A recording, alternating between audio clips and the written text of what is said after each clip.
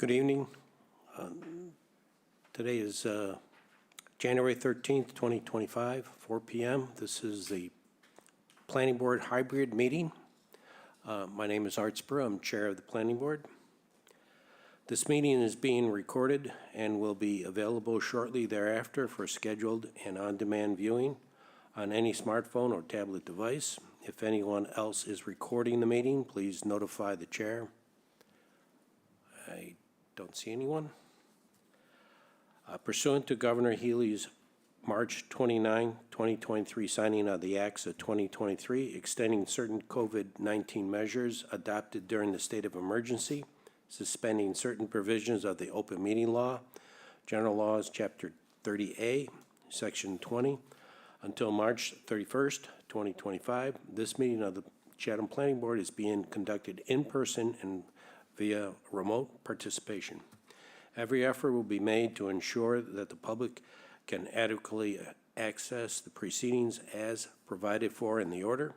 A reminder that persons who would like to listen to this meeting will, while in progress, may do so by calling the phone number 1-508-945-4410, conference ID 883-369-489#, or join the meeting online via Microsoft Teams through the link in the posted agenda. While this is a live broadcast and simulcast on Chatham TV, formerly Channel 18, despite our best efforts, we may not be able to provide for a real-time access. We will post a record of this meeting on the town's website as soon as possible. I'll begin with a roll call. Catherine Hepburn. Catherine Halpern, present. Warren Chain. Warren Chain, present. Bob Wirtschafter. Bob Wirtschafter, present. Charlene Greenhall. Charlene Greenhalgh, present. Frank Scheer. Frank Scherer, present. Bob Dubus is absent, and this is Art Sprue. I'm present. I would like to remind the public that this is a long-range planning workshop for the first hour of our meeting. We'll begin our business meeting at 5 p.m. So if you want to log out and log back in, by all means, you're fine to do that. All right. I'd like to begin with, we had an update done to the calendar just to see if we could fit in another meeting, give us a little bit more breathing room for how we're going to progress to get this to a public hearing. So I'd like to briefly go through that just to see the steps. The hard date is March 18th. That's where the select board closes the warrant articles for the town meeting. So all the other points lead up to that. A workshop today on the 27th of January. We'll have a presentation of the visuals by Union Studio and another workshop session. The February 3rd is the date that I would like to try and add. We're looking for a time at 2 o'clock. I'm not sure if I heard from all the board members if you're available at 2 o'clock for this meeting. Catherine, Bob, would that work for you? Then I'm not going to make this 27th. Okay. Just to let you know. Okay. That we're gonna put that one in case we need it, and as I go through this, you'll see that we might need that. So when we try to put all the pieces together on this, we'll need to then vote on on February 10th, the articles to the select board for review and referral back to us for a public hearing. It's just a process that we need to go through. That will get on the select board's agenda for February 18th. If they refer it back to us, we'll be advertising both on the 20th and 27th of February for a public meeting that will occur on March 10th. So March after March 10th, we'll be voting to have the articles sent for, to be added to a warrant article, and you can see the timeline is real tight. My concern is when I sent out the list of items that I thought we needed to attend to, at least what I identified, I certainly want to ask for input. I wanted to make sure we could get through all those discussion items today, hopefully decide on as many as we can to close them out.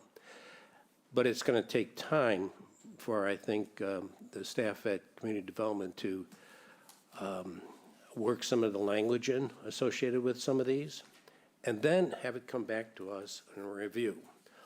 Also, we just received comments from town council, and I think the board's going to want to see that. I think that's going to come out later this week. Is that right? Yes, because if there's any wording Yep. changes, would like to send that back to him. Correct. For final review and then send out comments. Right. So I've seen those. There's, little nuances there. There's clarifications that we'll need to refer and get back to the town council on. So I think we're going to need some time to do that. I was concerned if we were just going to deal with some of the items that I listed without his input, that we wouldn't be able to get there. And that's why I've added the February 3rd meeting so that we can go through the final wording. By that point, in the 10th, it needs to be in its final form, and really all we're doing is we're saying, yes, let's go ahead and submit this to the select board for their referral. Not a lot of time for us to resolve all the wording and any other adjustments that we want to do between now and then. So, any other points that board members want to make on the schedule on that? Nothing regarding the schedule, but is there any reason why we can't see what town council has said thus far? It wasn't included in the packet, so. No, I know that. But it's going to be out this week. Yeah, Okay. we can certainly share that. I'm Okay. sorry, Yeah. Mr. Chairman, we can Great. certainly share that. Yeah. It was just a matter of, because of the conversation around density, some of the wording may have changed, and it might have changed what his comments were. Yeah. And that was the reason we hadn't shared it up until this point.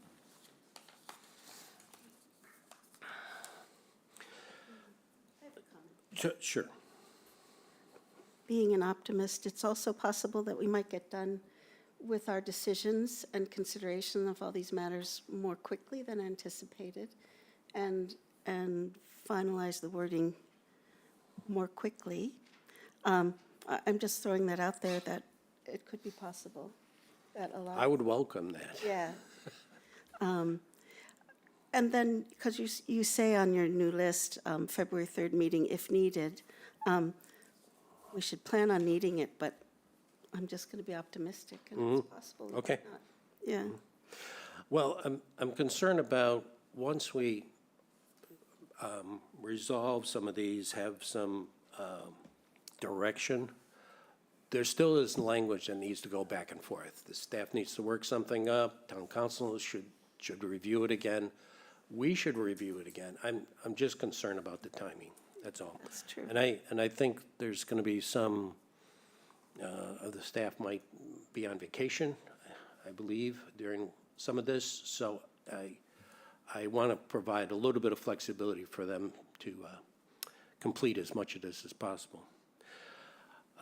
So if you had a chance to take a look at my list, is there other things that we discussed that I didn't put on here that we should look into? I'm not trying to limit it to just this.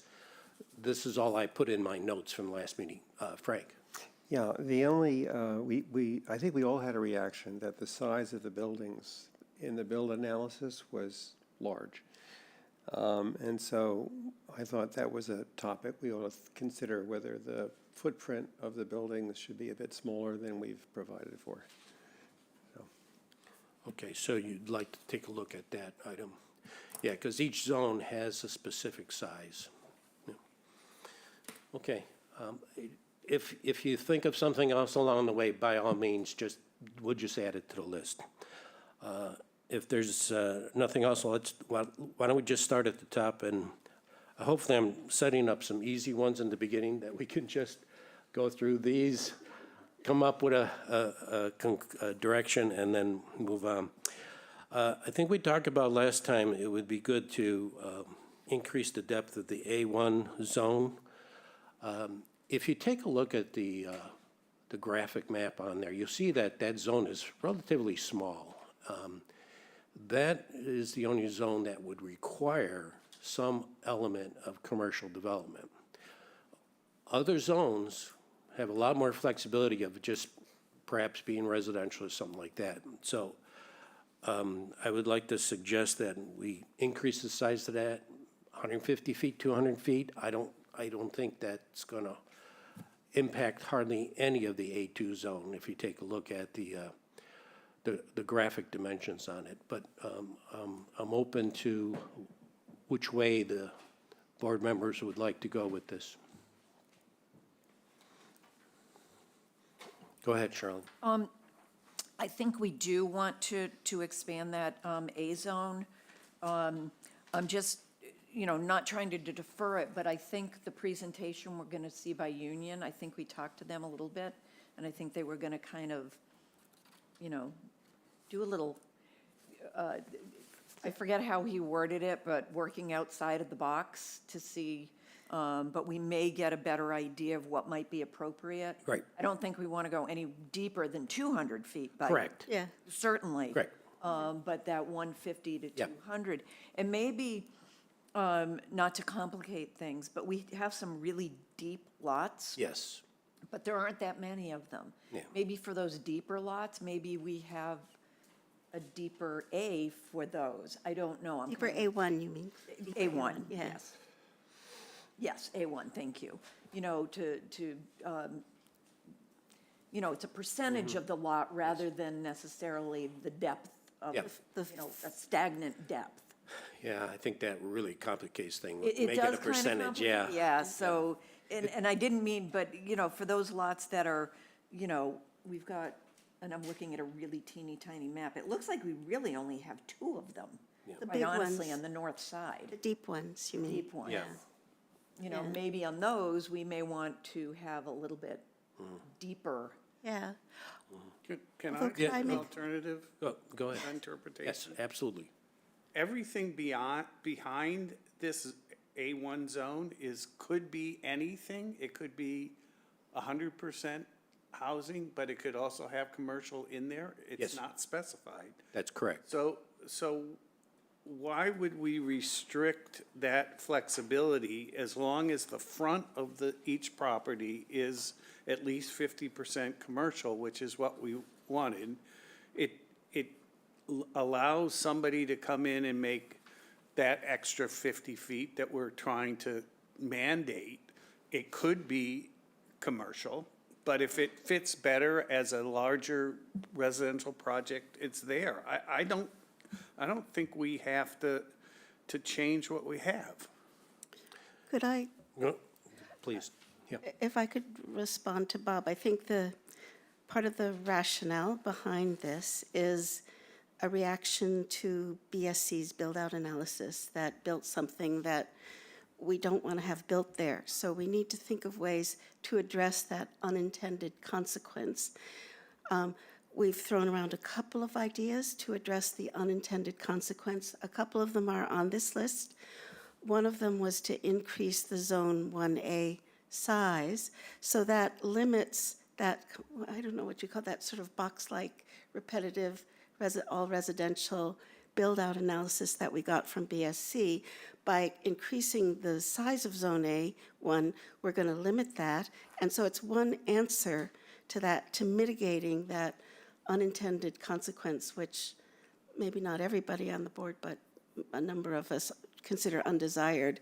And the other thing that is on this list that is also in response to try to mitigate that result is adding the bylaw requirement for preliminary site plan review for all mixed sites, because that gives the board some manner through a special permit process to, to monitor how those sites are built out and to look at green space and common areas and things like that, that might not be strictly required, and also the minimum maximum parking requirement for uses. So all those three are ways of mitigating that undesired consequence.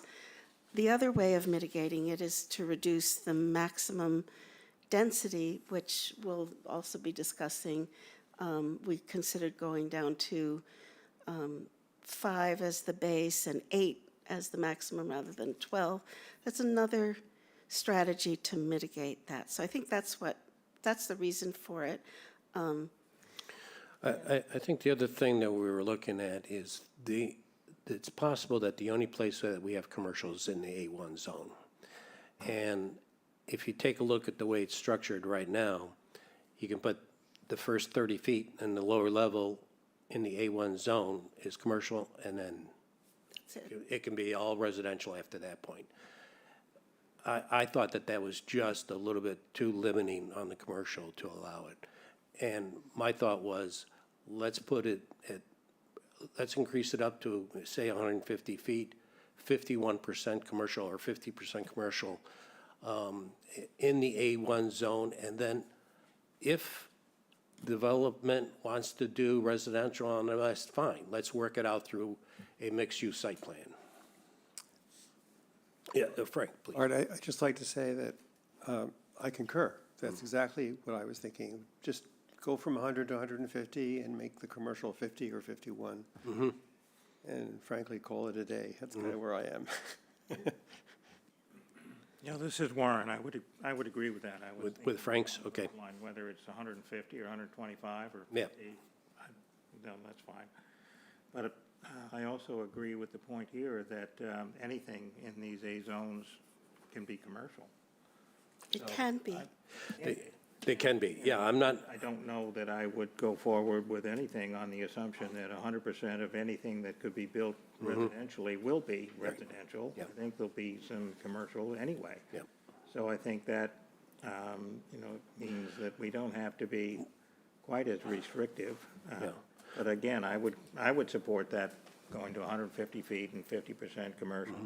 I think by increasing the density and giving a density bonus, that's going to, encourage developers to pursue that as an option as much as they can. That's going to benefit them. So I'm not trying to push that off. All I'm saying is if we get what we want in the A1 zone, the rest of it can play out the way a developer thinks he can sell or develop his piece of property. And we can look at it from a comprehensive or a complex site review is the way I view it. Because there could be mixed uses on there, and you can arrange things quite differently depending upon how they approach it and the way the uses are set up. Bob, I don't want to sidestep you. Yeah, I'm trying to figure out how we do this as quickly as possible. I think it probably would be better to have it as more flexible. The bylaw requirements in the site plan gives us an awful lot of flexibility. For instance, if somebody said, look, I really want to leave the front the way you got it, but it makes more sense for me to build most of my residential in the middle and put some more commercial at the back. I just think these are pretty unique sites. We don't know what it's going to take to encourage a builder to build affordable or attainable housing on these sites. If we put too many restrictions on them, it's going to be fairly hard to make them affordable. I mean, small a affordable. And I would rather have our site plan be the way that we ensure that it doesn't look like the ugly thing that we saw, and try and keep as much flexibility. But if everybody else wants to go with 150 we can do it and see if that works or not. Yep. So, but it wouldn't be the way I would do it anyway. Can I make a comment? Sure, please. I just wanted to respond to what Charlene said, and if I might, I think in an ideal world, we might like to give that very kind of specific consideration lot by lot, but there is a time issue here, and I. Understand, I just threw it yeah. out there, and, Yeah. you know, anything I say doesn't necessarily need a Yeah. response, so. Yep. Just- Okay. Yeah. I just It's think in fine. terms of time and if efficacy, we might want to consider the 150 feet. And if we do adopt this other point about the preliminary site plan review, which I think Art will explain when, but I think you're thinking of a more comprehensive kind of review in Yes, advance. I don't want to use the word comprehensive, but Right. it's a preliminary site plan for complex sites. It should be a requirement, not a option. And it would be our opportunity to flush out with an applicant all the pieces that would go into this and how it would look, how they would arrange it, the separations, the setbacks and everything. So it doesn't have to be a real complex section. The wording can be as much as a sentence or two that the staff can actually draft up for us to review on it, and we could refine it after we see it. So why don't we move ahead with that approach right now? If we want to change that, these are just numerical numbers, and if we make a decision in the next meeting or two to just change this to that number and that number, that's a quick change. That's not a problem. I think if we get to any kind of section that's going to require rewording language and we want to get town council review, those are the ones that we probably should settle on as quickly as possible. So these two here could be adjusted as we go through this before we finalize by the February 10th. Mr. Chairman, it seems to me there's a pretty good almost a consensus here that Yep. adjusting the size and the percentage of commercial in A1 zone. Okay. I think we ought to move on. We've already used, Okay. 25 minutes of our hour Yep. on perhaps the simplest issue. Gotcha. So if we can do that, and I would propose that we do it. I'm not sure. I'm the one to make the. I'll be happy to move on. Okay. Well, And let's just, if I could just repeat, it's 150 feet and 51%. Right. Correct, yeah. Well, that's where we'll word it now, proposing. and we'll do a final review. Can I ask a question? Subsequent meeting. Why 51? Because that's what you said. That's 'cause I said 50. I think I think this 50 is, fine. can you maybe help? I think this is elsewhere in our bylaw where it's 51%, isn't that correct?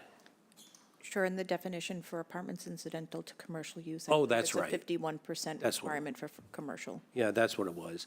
It was just something that came out from before, so we just set it there. If you want to set it at a different number, by all means, I'm okay. Well, 50 sounds Okay, like a more even number. 50% is fine. 50 works. So- Yeah. Then the next one is reword section related to not allowing short-term rentals. I think the board agrees on this. I would just defer this to town council to work up wording for us. Well, the point that I made at the last meeting, I think there should be some latitude given for short-term rentals, because hopefully these are going to be occupied by, this is their principal residence. And I don't have a problem with people, renting their house out for reasonable periods of time. And I think we should discuss for a minute here what that is. Is it 4 weeks, 6 weeks, 8 weeks? What is it? I think maybe we come to a quick consensus. 4 weeks, Whatever. 1 month a year. Yeah, that one month is okay with, actually, anything is okay with me, but we need some latitude, I think. This was first raised by you, Frank, that's correct. I think I'd like to hear all the board members support whatever this is. Mr. Chair, I'm not suggesting that would not happen. Well, this is Warren. For quite some time, I was gravitating toward the position that Frank just espoused. If you're renting, if it's really your principal residence, but you wish to live in Florida for tax purposes, maybe that ought to Yep. be done. But I have moved away from that because the real intent of this bylaw is to encourage year-round residents. Yep. People live, people who work in this Yep. town and this county who need a place to live year-round. They're not the ones who can afford 2 houses and move to Florida. There's plenty of housing in Chatham for people that wish to have 6 months residence somewhere else, or who may need to rent out their house for short term. There's plenty of housing for that. What we don't have is a place where there will be incentives with teeth to ensure that there's housing available for people to live in 12 months a year, year-round. So I've gravitated to the point of saying, for these small number of houses relative to the housing stock in town, and given all the objectives of creating a neighborhood which has people in it, not short-term renters and not people, it's just as bad for me to say they leave it empty and move to Florida for 6 months. That doesn't get us to where we're trying to get either.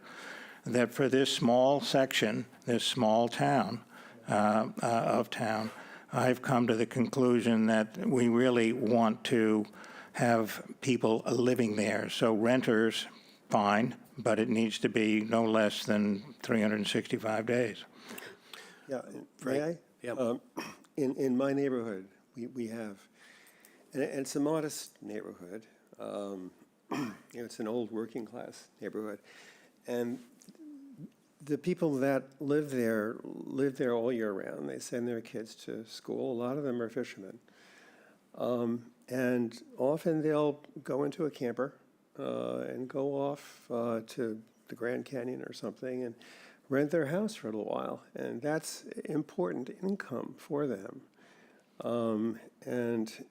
So that's where I'm coming from. I think we need some flexibility to allow that to happen. No, and I have some sensitivity to that position. I really do. I was in that camp arguing with myself, but then I said there's no shortage of housing in Chatham, such as you're describing, where people can do exactly that, hop in their RV and their trailer and go off. And, there's no shortage of options for that. What there's a real shortage of is a place that are modestly priced housing for people to live in 12 months a year. And if we don't limit it to that in this very small section, what we're going to end up with is people who find it very convenient to have a house here, and then they're in Florida the rest of the year, and they'll rent it out for whatever they can get. And I think that is not going to achieve a year-round stable population. Unless we say that for this small part of the housing and the real estate in Chatham, and in order to achieve the objectives in the long-range plan, that are, by the way, very nicely summarized as to how we got to where we are, and what staff has provided. The only way I've come up with that you can ensure that is to say that, no, you don't have to rent it, you can just leave it empty. That's fine. No, that, But, It's not fine. that's not fine. That's, there's so many families in Chatham, for all the time that my family's lived here, everybody in Chatham goes and they pitch a tent in Nickerson Park for 2 months a year, 8 weeks a year, 1 week, 1 month a year, at least 6 weeks a year. And they rent out their house, which is their year-round residence, their full-time year-round residence. They literally pitch a tent in Nickerson Park because they can add to their monthly income, which is very difficult to make a living age in a tourist economy and support a family and bring them up. Even 30, 40 years ago when my parents first moved here, that's what everybody did. And I think we want to allow people that option because for the year-round residents, they're going to be there living there 10 months a year or 11 months a year, it's a wonderful way to add to their yearly income. A lot of families really depend on Okay, just a minute, Warren. Just a minute. I'd like to have the other board members chime in a little bit, okay? Bob? I mean, I think we're all in agreement Yeah. there, but I haven't heard a mechanism that actually lets that happen.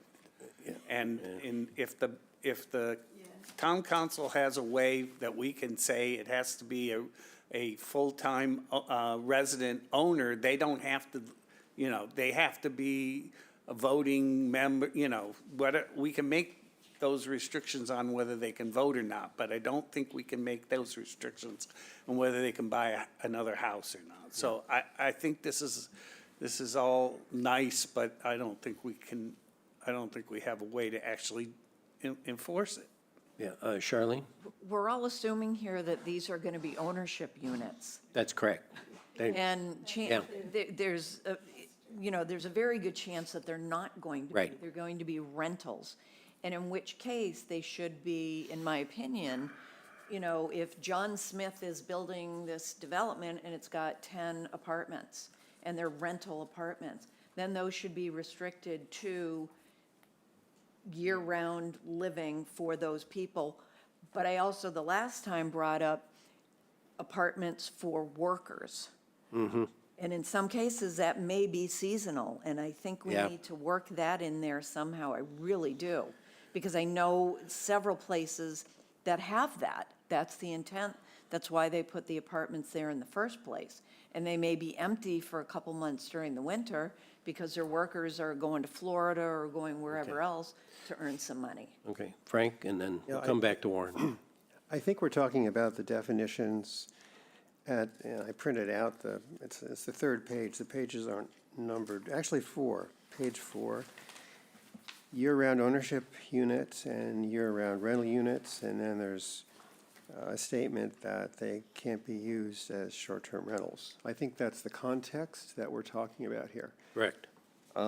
So we're talking about units which are occupied as principal residences in Chatham. And they qualify as their principal residence. And to Warren's point, that means half a year, but still, that's the definition. So in that context, I think, why is it a problem to allow someone who's the principal residence to have a couple of short-term rentals? I just don't see the issue. That's kind of where I am.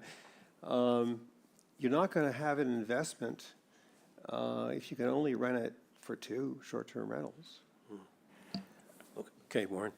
To that point, I would say I'm certainly open to bend where I have found myself on this issue, to say that if you wish to be a tenant, that you can sublease for, say, 2 months a year. I have no problem with that. As for the workforce housing issue, I don't think that creating workforce housing in the West Chatham or in the neighborhood centers is consistent with the mandate that we've had all the way through the strategic plan. What we're trying to do is create year-round housing, people living there in a more affordable, including attainable housing, affordable housing, but certainly the majority of all the housing units will not be that. They'll be market rate units, but presumably less expensive. Presumably they would be more modest as well if they were required to be lived in year-round. But I would also say, too, I would expect that the initial development of any of this property is very likely to be by a developer who will own them and rent them out. So it's going to be rentals. Yeah. And I would say those rentals ought to be restricted to a year rental. And I would say that there ought to be flexibility for a tenant to sublease for, if you say 2 months, that's, a reasonable amount to go hop in the trailer and go to the Grand Canyon and back. I mean, that's fine. I'm just saying that there's plenty of places in town where you can do that already. There are no places in town where we can have affordable, attainable, and lower-cost, mixed-use, multifamily to develop a neighborhood. And this is a place where I think we need to bend on the side of ensuring that people are physically living there the whole time. Otherwise, can we're I- not going to achieve it. Could I ask, just for clarification here? If we have no say-so on whether it's a sale of a property for ownership or it's a rental. That's off the table for us. So from a clarification standpoint, if a developer comes in, he puts 4 units in, sells them, that's really not any different than a single-family home, right? From the standpoint of, can they go out and rent and put short-term rental in? Do you mean, can they buy Because, the unit? because this, when they talk about year-round ownership, I'm not sure if that applies in this case where you can't set up a short-term rental. I'm just looking for a clarification, and maybe you can help me with that, Katie.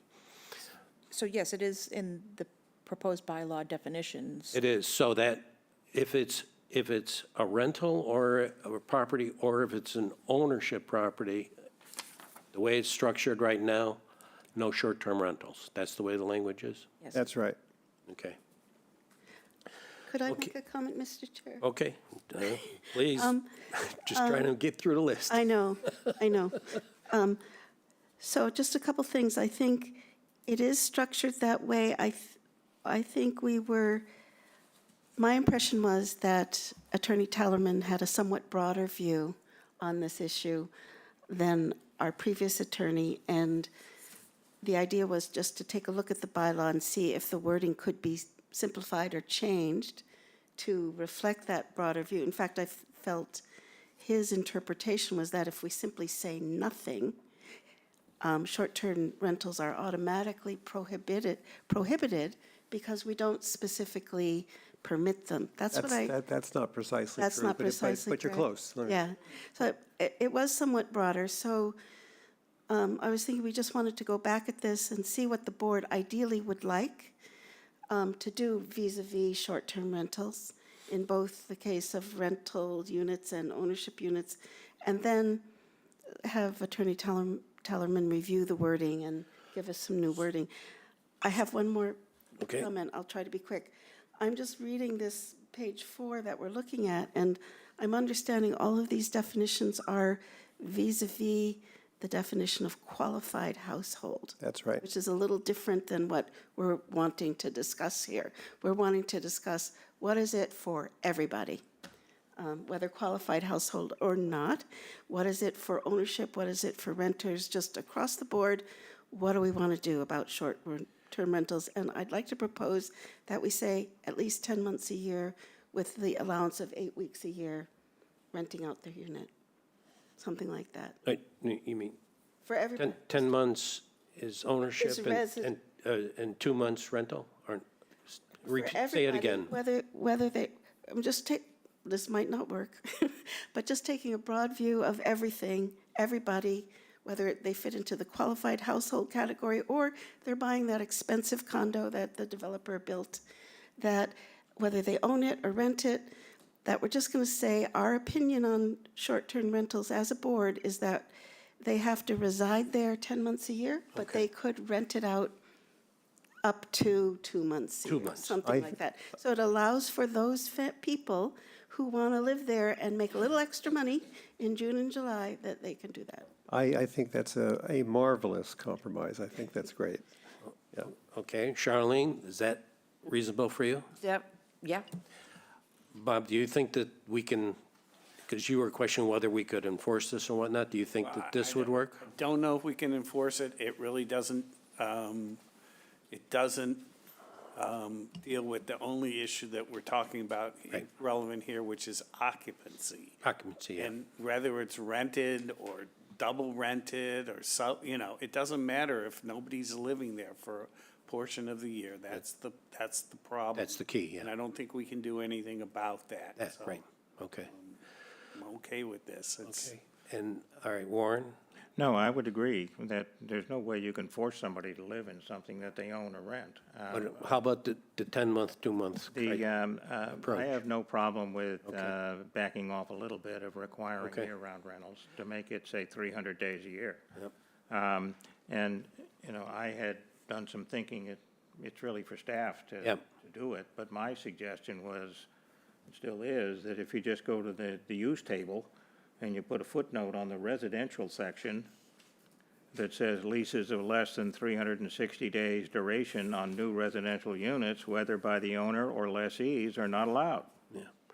Well, And the let's, footnote covers everything we've talked about. I think we have a consensus on this 10-month and 2-month approach. I'd like to suggest we have some wording worked up on that to go. No, on as that. I say, staff would be the one And to do it. I'm willing to That's- go that right was ahead my with this thought. because I'm interested in just refining this as best we can now, knowing that it might need adjustments in the future. I firmly believe that that's going to be the case on any one of these topics. So that's good. On the next one, I would just suggest that we could work up language. I'll work up something with Christine and Katie about what a preliminary site plan review of mixed sites would be. It doesn't need to be complicated, but bring forward at perhaps the next meeting or so on what that would be and where it should be located. I just wanted to put that in here because I thought it was an important item. Did you have something else, Catherine? I think Katie might have. Oh, had a I'm sorry. comment on the previous point, sorry.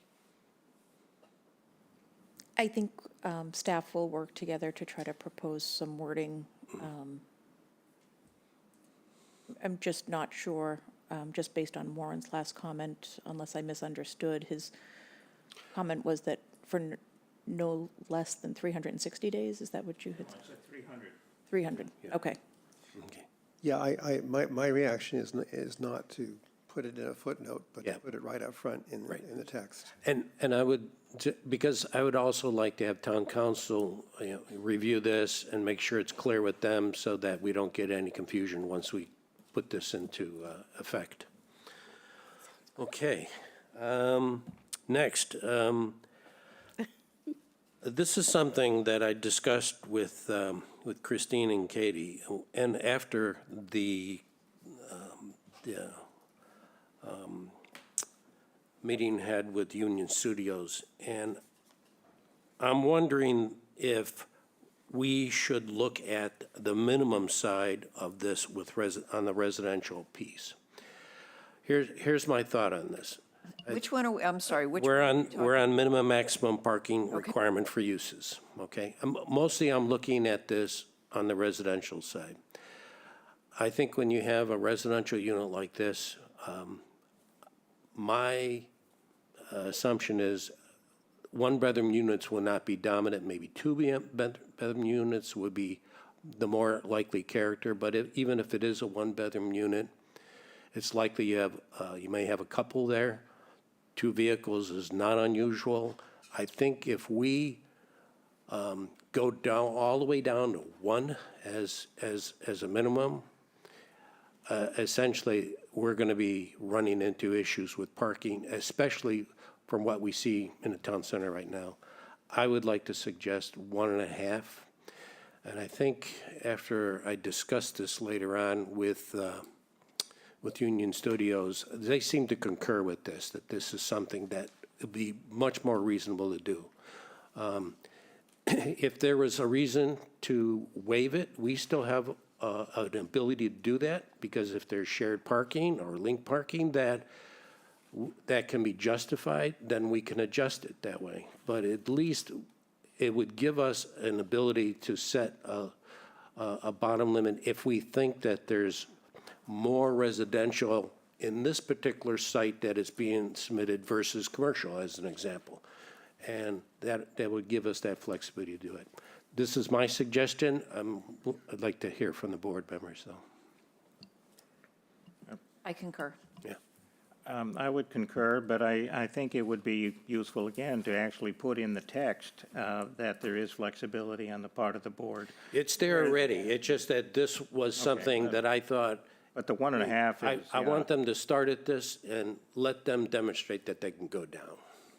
Yeah, and that's why I'm wondering why we're 1.5 when we know 2 is what we want or need, and to have the flexibility to not do 2. But I if we start with 1.5, see. we're never gonna get more. I see what you're saying.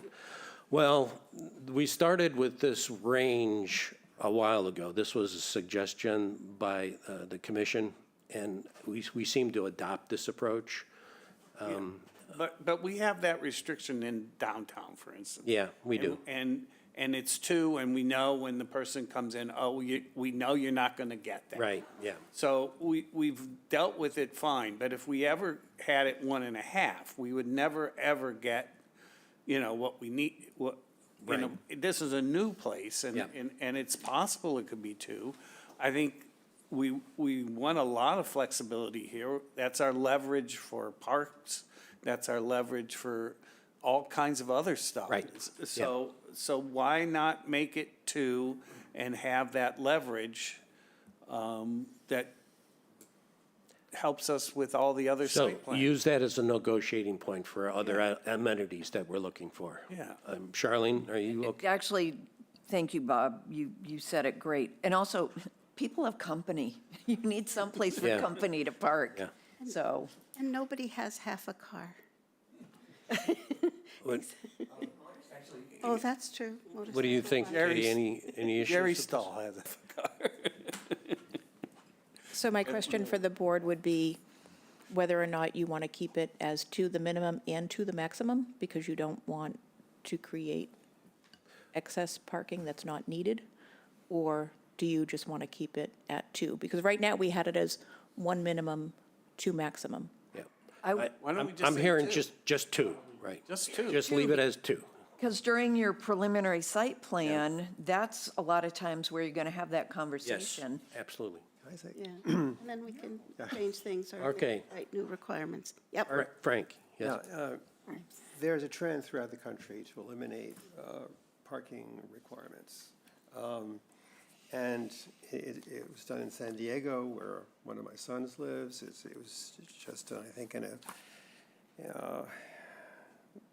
think it was Austin, Texas. So that is the trend, to get away from minimums. And just to let the developers do what they think is necessary to support whatever activity they're proposing. Like, they want to build apartments, they would want to have a parking space for their. Now, having said that, I agree we should have minimums here.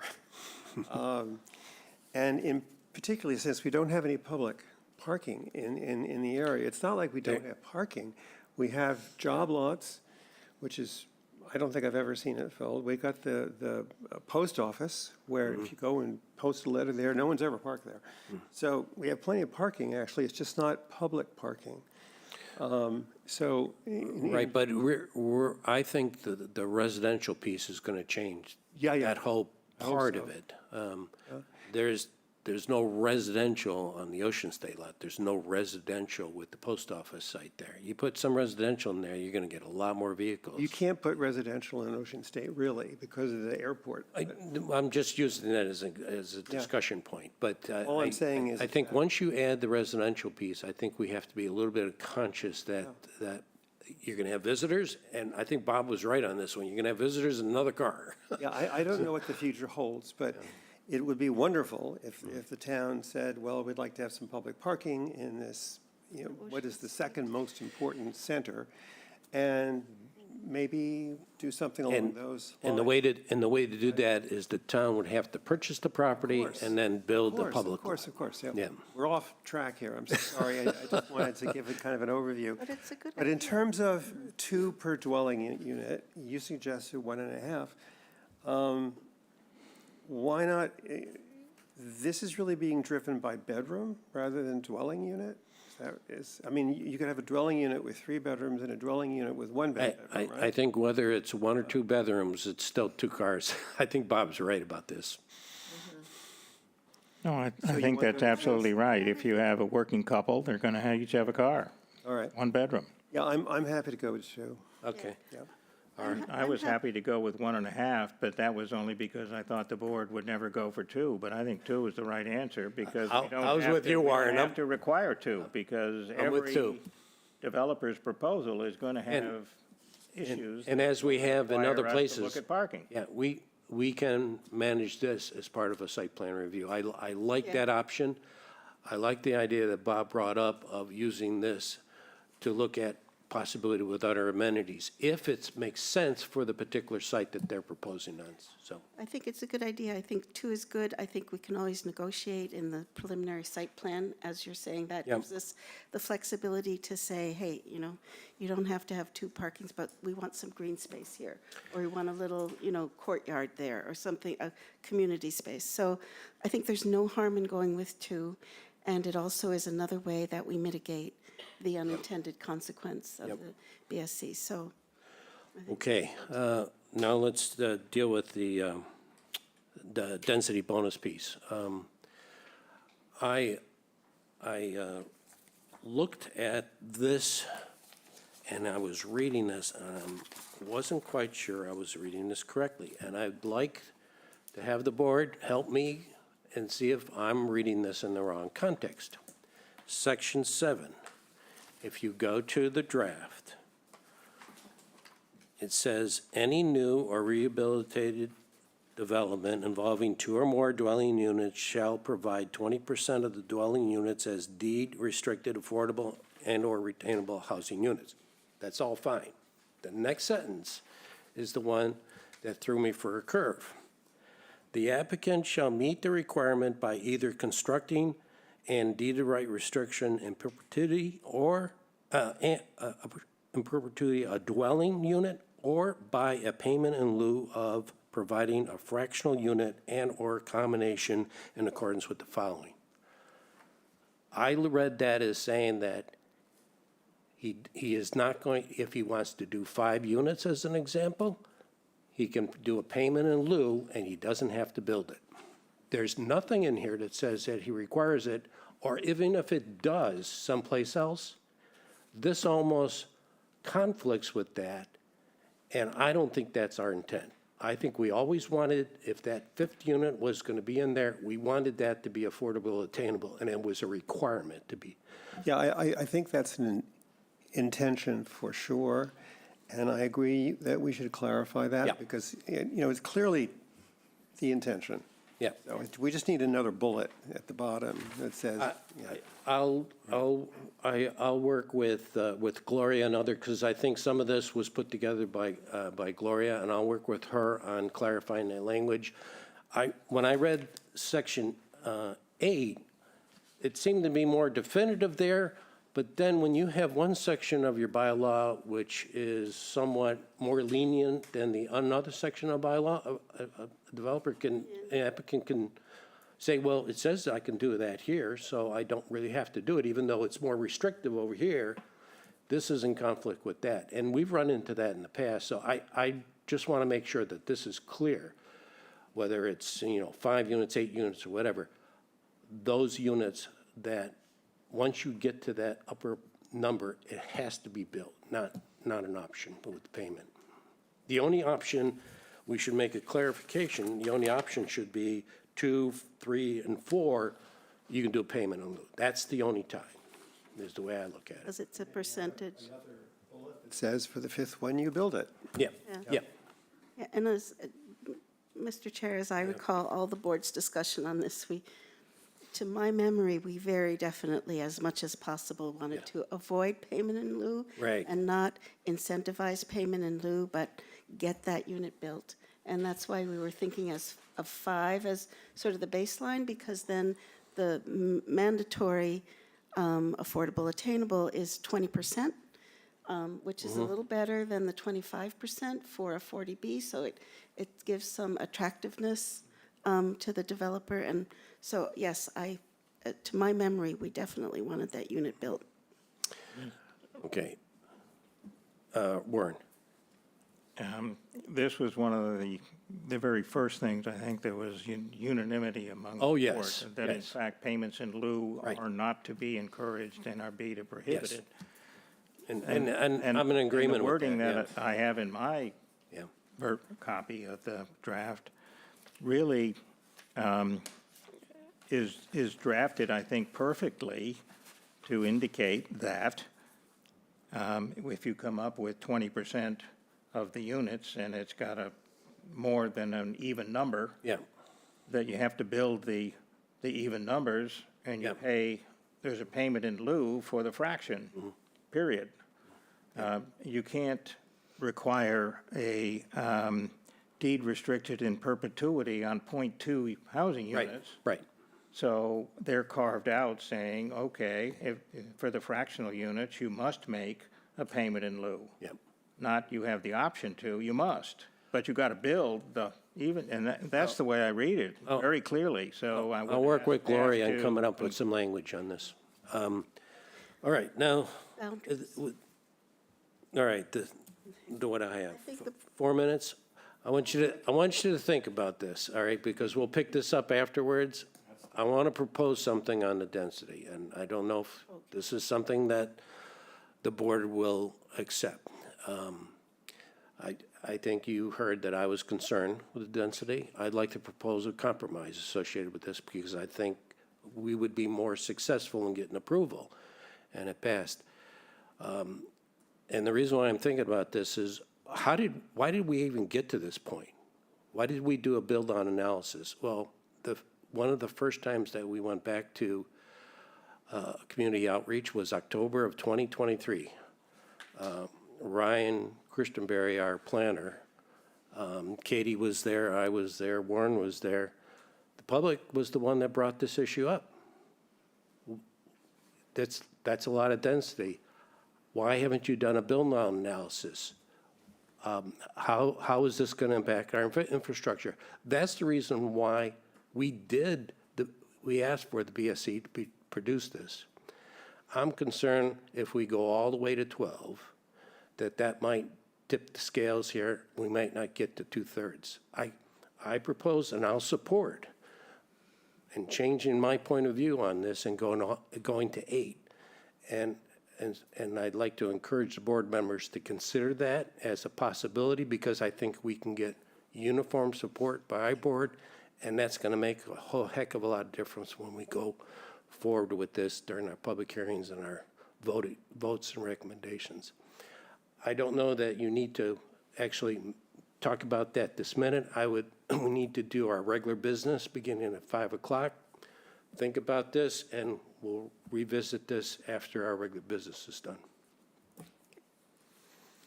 I've been working on that, by the way. Come up with something. I had to get past my own hesitations. Okay. Mr. Chair, did you want to go to regular business, or do you, and reconsider the density after, or did? Oh, no, I want to reconsider that after our regular Okay. business. And how about the boundaries? I mean, we have like 2 minutes. You want to go to regular business? I I didn't, think we want to wait until yeah, after for anything more juicy. Mm-hmm. Although you brought up one thing, we need a green space, recreation area, community area, something. Yeah. If there's apartments, there needs to be a green space for kids to play or yeah. Yeah, people to just but sit. that can come up in our Later, site yeah, I plan- didn't- In our site plan consideration and our, I realize that, but we really don't have much in the existing bylaw now don't. to say we need something.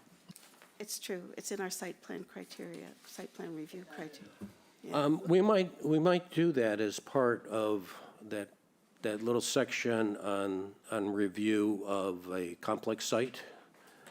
I think we can also ask for a provision there for that. That's a good point, though. Okay. Okay, I think it's 5 o'clock right now. Let's begin with our minutes. Let me pull those out. There's minutes from December 9th and our working session and a regular session, and December 23rd. Let's begin with the working session on December 9th. Are there any comments by the board members on this? Frank? West Chatham Neighborhood Center, starting there, dropping down 4 lines, line beginning density of 8 units per acre. Okay. The Barn Hill Pump Station may be able to support 8, insert units per acre. I actually had several comments on this because I think the statements aren't quite consistent to what the DPW director's comments were. Let me throw out some of mine, and I would suggest that some editing be done on this and we revisit this. Just like you said, right after on the third line over, it says density of 8 units per acre. Insert a new sentence. There are capacity impacts to each of the pump stations, period. That was a statement that he made. And then the rest of it should be clarified that the pump stations can handle, up to the base density of 5 units per acre. They can't handle more than that unless they're upgraded. And so I want some of the language to reflect that. And it was somewhat confusing when I was reading this. So I'd like to have that redrafted a little bit so that there's clarity and it's consistent with Robert Farley's memo that he wrote. Okay. So in other words, Mr. Chair, you'd like to reword this and then have the board reconsider these this particular set of minutes at the next meeting? I'm inserting words like where it says, have a problem with pipe capacity. It's really have a problem with the gravity sewer pipe capacity, because that's the only thing And I, wouldn't have a problem I'm not with it. making a motion, but I just defer these until the next meeting so that they can be redrafted. Why don't we do that? Yeah, Yes. I think that's a And good, it's only the pumping. Only the pump stations, and I want to make Not sure even that the pump stations, it's the pump. it's the pumps. Let's be clear, the pump stations themselves would not have to be rebuilt. That's correct. The piping would not have to. Have to be rebuilt, right. It's the pumps, and they're 12 years old. Yep. And they last 20. And I agree with you on that. All that needs to be. I think that there was a very important point that we're all trying to make, and I want to make sure that these minutes reflect that. Okay? So we'll take them up next time. may I ask a Yes. question about these minutes? I just noticed a change to from our usual practice where rather than citing the name of the planning board member who might have made a comment, we just keep saying a member said this, a member asked that. So is that by design? Are we preferring not to mention the name of the board member, or was it simply that it was faster? I noticed that as well, and Yeah. I thought it was unusual Yeah. that way. I think it's better to identify the speaker if we can. That's an easy enough thing. It wasn't an intentional change by any means. Okay, We will do that going forward. okay. Okay. We'll correct it with this one as well. Okay. I have one other question. On the 9th, we had a workshop session, and then we had the regular business meeting. Did we actually vote to close out the workshop session, or did we just? Yes, we did. Oh, we did vote. Okay. It was just, I couldn't remember. Because I made the motion. Oh, okay. All right. Thank you. It's a good suggestion, Charlene. We'll do that. Next is we have a continued public hearing. Public hearing We have pursuant two to. more sets of minutes, the regular meeting minutes of the 9th and then the 23rd. Right. We have to do those meeting minutes. Oh, you want to do, okay, so I get what you're saying. Yeah, we're only deferring the work session. Just this one. Yeah. All right. Then let's go to the 9th regular minutes. Any comments or questions? I had none. I would move approval of the December 9, 2024 regular meeting minutes. I'll second that. Okay, well, roll call vote. Catherine I Hepburn. approve. Warren Chain. Warren Chain, approve. Bob Werschafter. Bob Wirtschafter, approve. Charlene Greenhall. Charlene Greenhalgh, approve. Frank Scheer. Frank Scherer, approve. And Art Spru, I approve. And then. I would Yep. suggest that we defer the meeting minutes of the 23rd, Third. so that names could be inserted, and we'll take those up at the next meeting. Good point. Okay, Agreed. Thank you. all right. Then now we can go to the continued public hearing. This is adoption or change of a zoning ordinance or bylaw, citizens petition impacts, citizen petition impact Chatham Conservancy District setbacks. And I see that you are here, and if you could, again, explain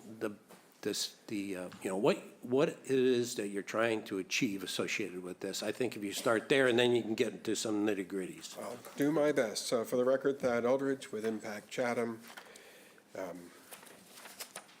We brought this forward. We reviewed it last summer. We continued till now. And we had one minor change where we didn't have the most up-to-date previous bylaw in our revisions, but the revised section, or the bolded sections in the proposal have not changed.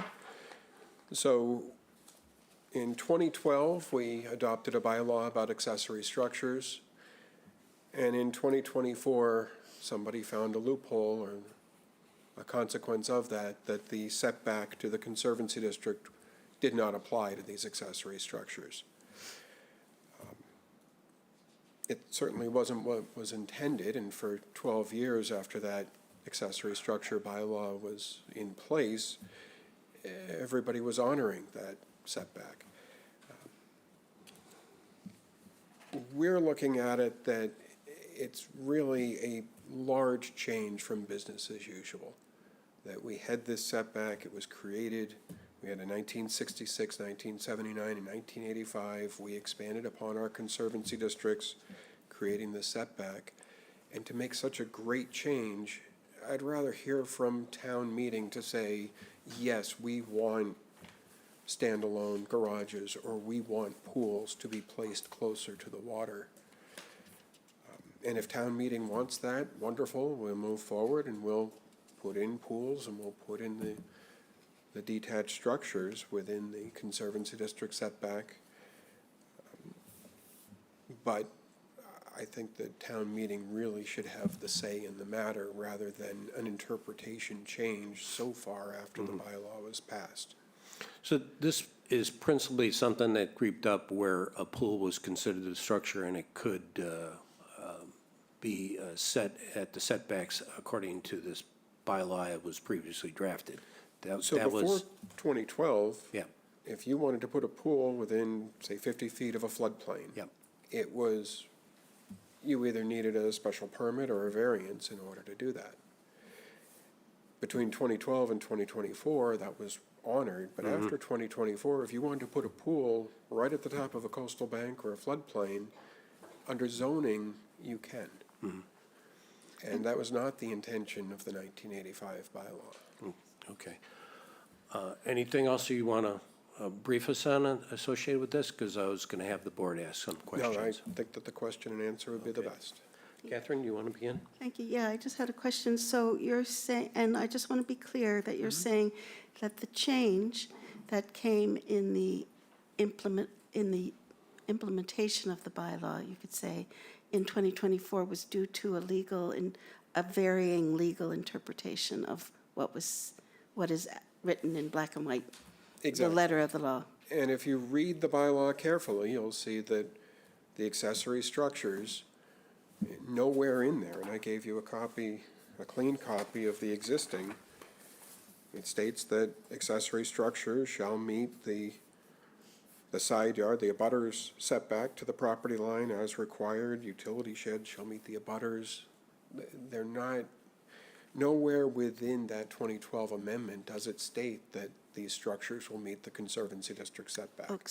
And so since it's not clearly stated, even though it was intended, there was a legal interpretation that allowed it without a special permit. Correct. Okay, and that's the problem that you're addressing. Correct. Okay, great. Just wanted to be clear on that. Thank you. Warren, any comments or questions? Well, only that I would applaud the idea of trying to memorialize what was the standard practice and honoring for 12 years what was generally understood as the intent of the bylaw.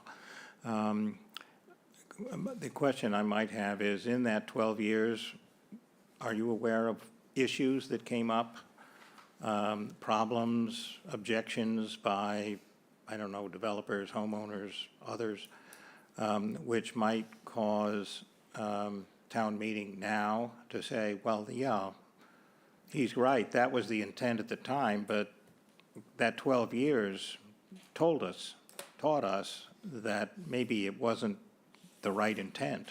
So it's, shouldn't be memorialized, it should be changed. Question, do you have any insights as to what that 12 years of experience might have indicated was the position of the town with respect to the intent? I would say the bigger change that's come about is the popularity of pools. There are dozens of properties in town that were developed. The house is set back 50 feet from the top of the coastal bank. There's a lawn going out to the coastal bank itself. There's a prime location for a pool. And so for those property owners, there's an advantage to deny this bylaw where they would be able to join the pool club.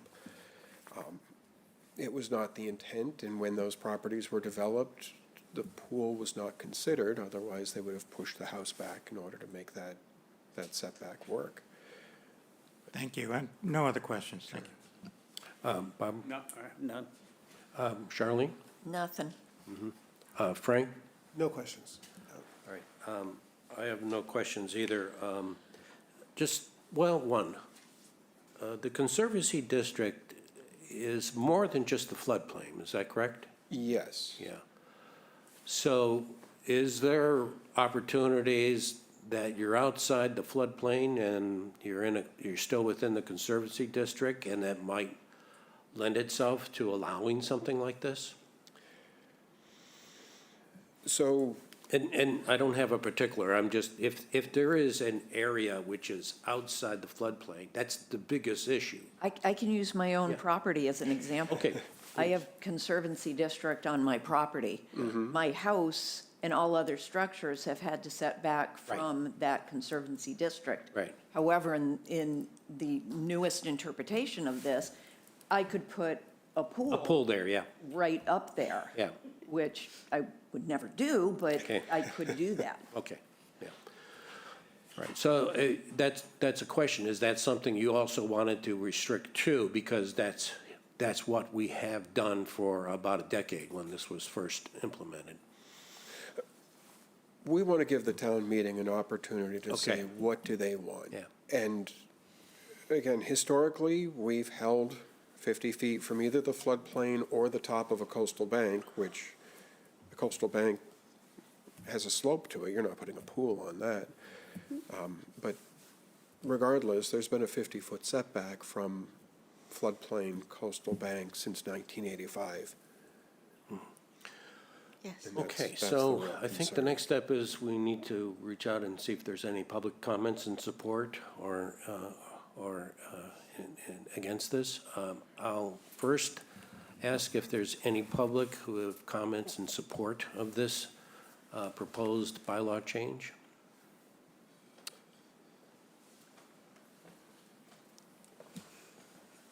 And if, your name, please. Bill Riley, Yeah. unfortunately, no longer a voter, but still concerned. The, I just want to be sure. So in the 50-foot setback, the Conservation Commission considers the first 25 feet a no-disturb zone, is that correct? No, you should be well aware the Conservation Commission considers the first 50 feet a no-disturb zone. All right, so if somebody wanted to put a swimming pool inside the 50-foot setback, they're going to go to the Conservation Commission and they're going to say, it's a no-disturb zone, you can't put your, I've had a conversation with the former chair of the Conservation Commission. who would that be? Janet Williams. Okay. Okay. Let's So she's try to currently a member. keep comments to the board, please. Absolutely. The long and the short of it, or the truth of it is, the Conservation Commission can be bought. You give them a shiny wetland, you give them a land replication project, and they can grant a variance for work within that 50-foot zone. And that happens not all the time. There are times that they will fully deny and protect that 50-foot, but there are times when a project can be proposed that has a better benefit to the environment because of the mitigation offered. So conservation is, So you're saying that the conservation may allow it with certain conditions based on the way it's functioning now. This would put more criteria in place on where they can and can't put that pool, is essentially what you're saying. recently the commission heard a project with a proposed pool where there's an existing basketball court within that 50-foot, and the basketball court will be removed, the pool will be put in place, and you know, things are Yeah. better for the environment, but it, So, Bill, I'm not quite sure, are you in favor of this? Well, no, I'm just trying to figure Because I out, was asking for people who are in favor and support this first, because the next group I would ask for if you're against it, I just, well, I just have questions about it. oh, okay. I mean, because I'm trying to figure out, what's the, we're talking about things that are not in the wetland, they're outside the wetland. This is strictly the Conservancy District, is what they're referring Right, to. well, that's, Yeah. well, I'm sorry. Yeah. Yeah, so we're not even close to the wetland. Yeah. It would just seem to me that the Conservation Commission would make a determination as to whether there's a benefit or not to the protected resource. I don't know, it just seems like it might be a better idea to leave it to them, but Okay. I don't see any hands raised, so now I'll go to if there's anybody at opposition to this and would like to speak. You raise your hand. I'm not seeing anybody. I think with that, we probably, unless there's another reason, we can close this hearing. Mr. Chairman, I move we close the hearing. I second. Okay, roll call vote. Catherine Hopper, Yes, I approve. Let's close the public hearing. Warren Chain, Warren Chain, approve. Bob Werschafter, Bob Wirtschafter, approve. Charlene Greenhall, Charlene Greenhouse, approve. and Frank Scher. Frank Scher, approve. And Art Spru, approve.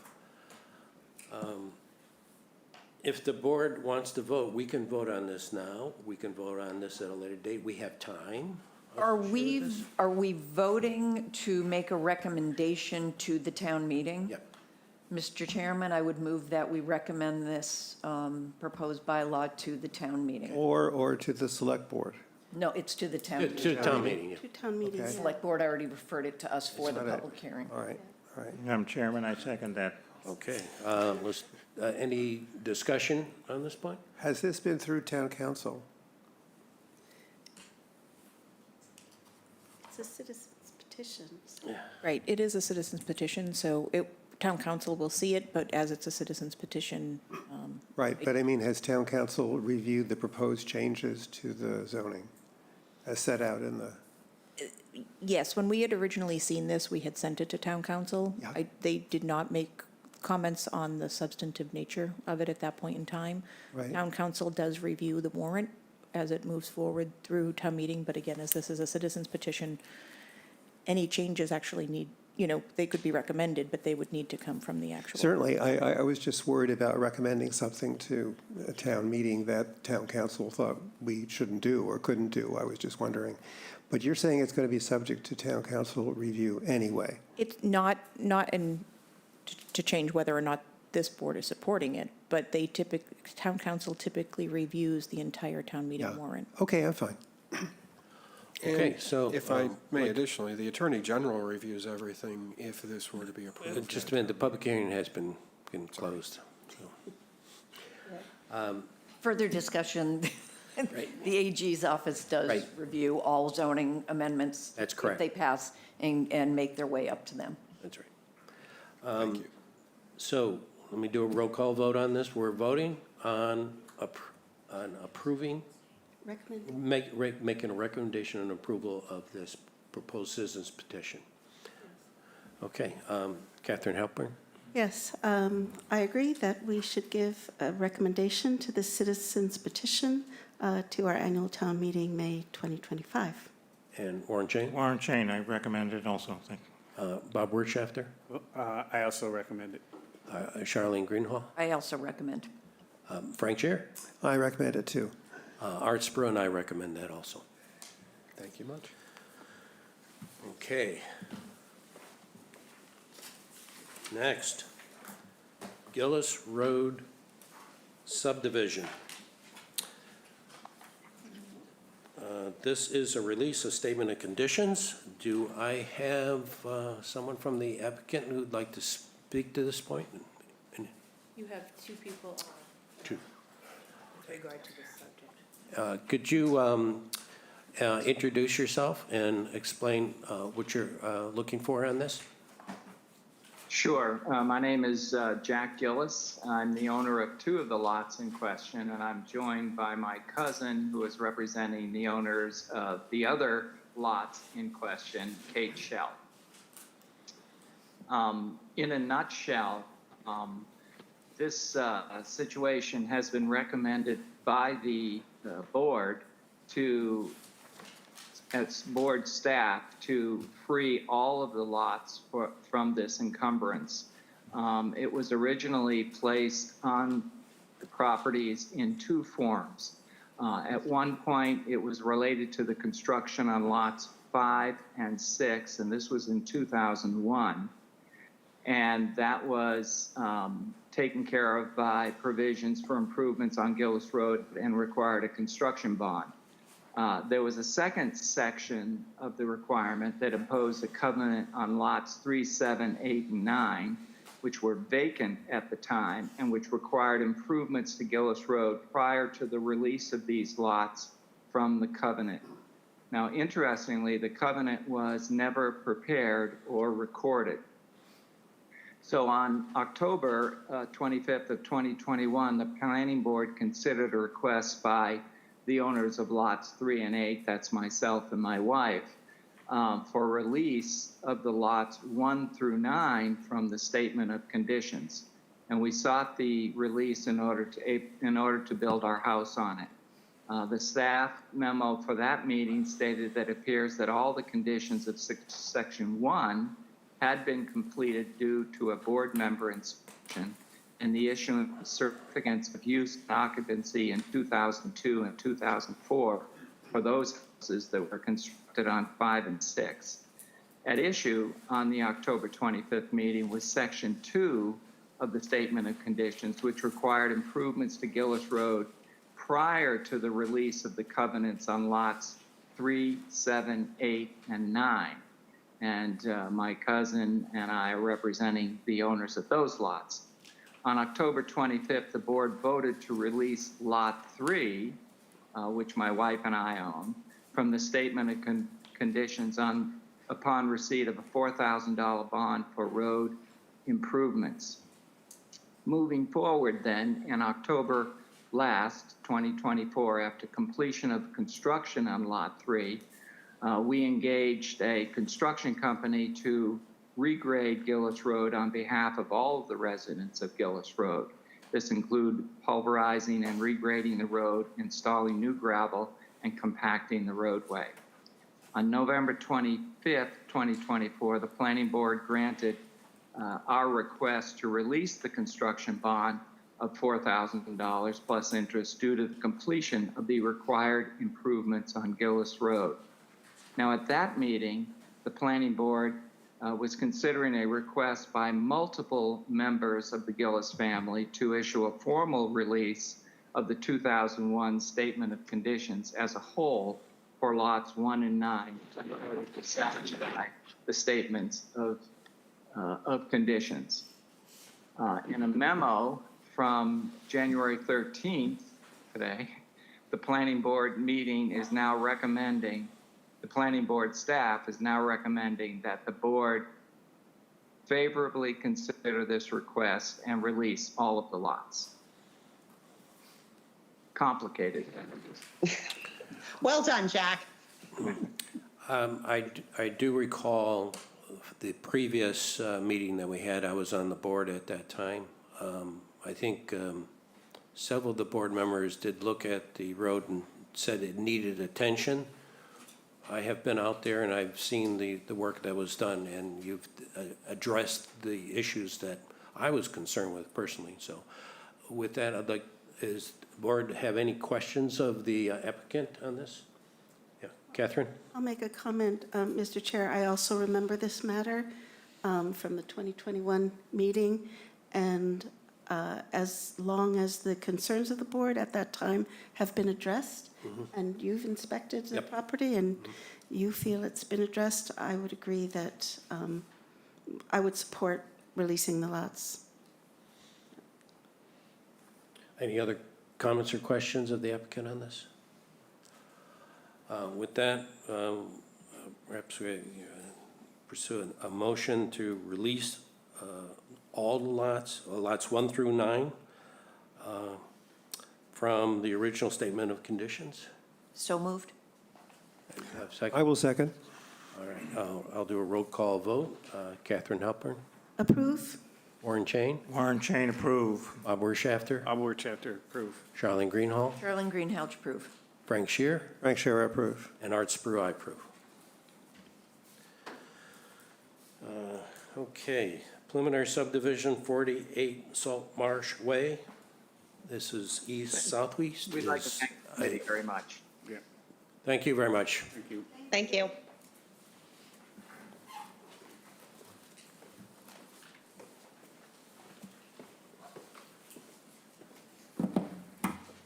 Good afternoon. For the record, Thad Aldridge, East Southeast. I should put on a different hat or wear a different shirt. With that bad penny.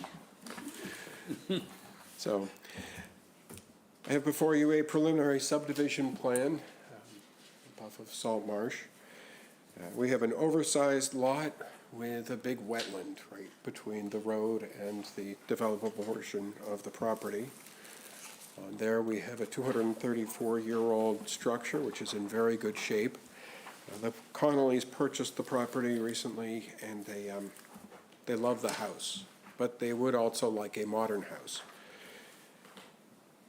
The property is suitable for a guest house, but with a 6-bedroom existing home, excessive demolition or change would have to be done to make that the 2-bedroom in order to get the larger home out by the water, I would say by the water to the north.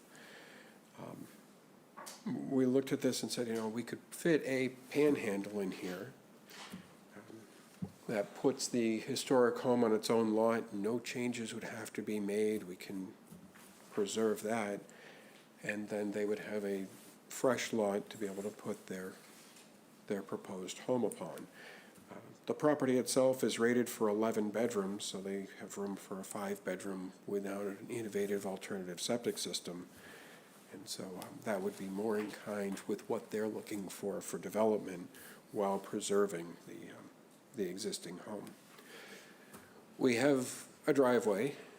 It's 10 feet wide, paved. It's got a 12-inch berm on one side of it, so we have 11 feet of asphalt.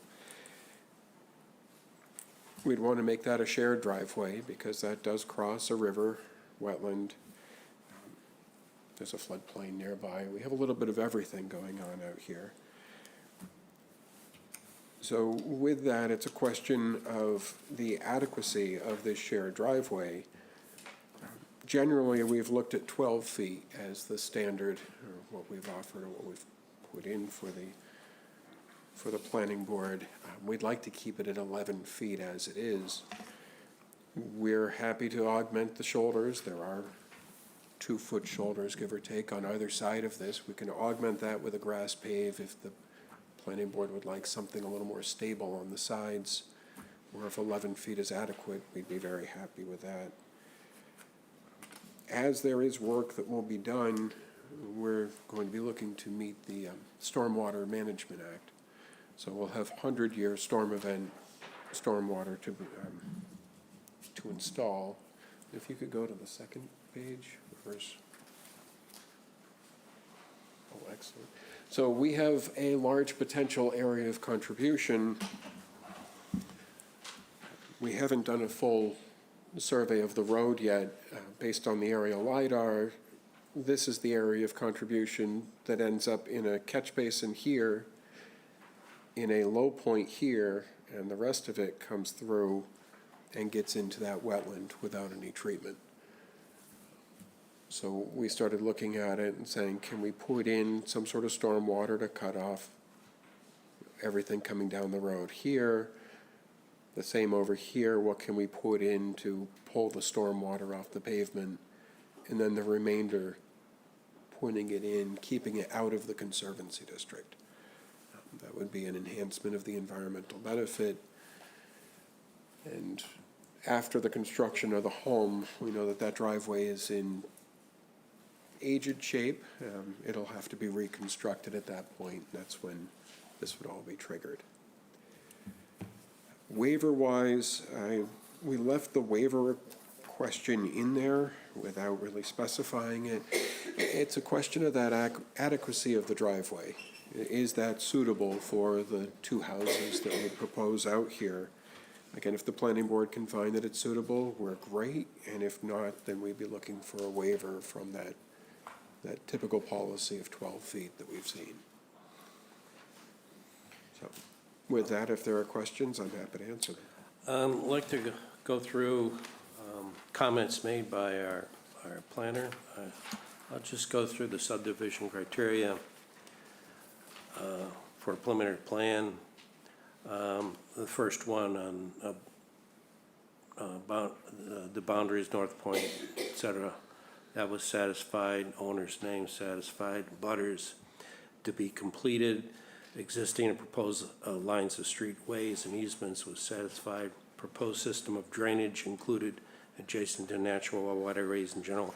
I don't think you proposed anything yet other than verbally, right? But you don't have any definitive. But it's satisfied for a preliminary plan purposes. Approximate boundaries of proposed lots satisfied. Names, approximate location, area of dimensions of existing and nearby streets and ways was satisfied.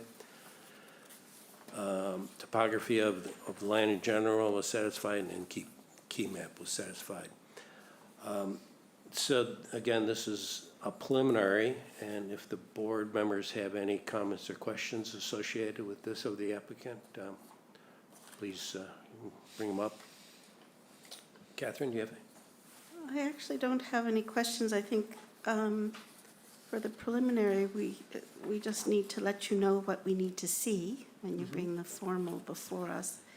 I'm just gonna, can you go back to your former display, and can you use the laser to outline the two lots? Because it's just it's a little hard to read the plan. Oh, sure. So outline what the two lots will be and how the access of the lot, So access to each lot.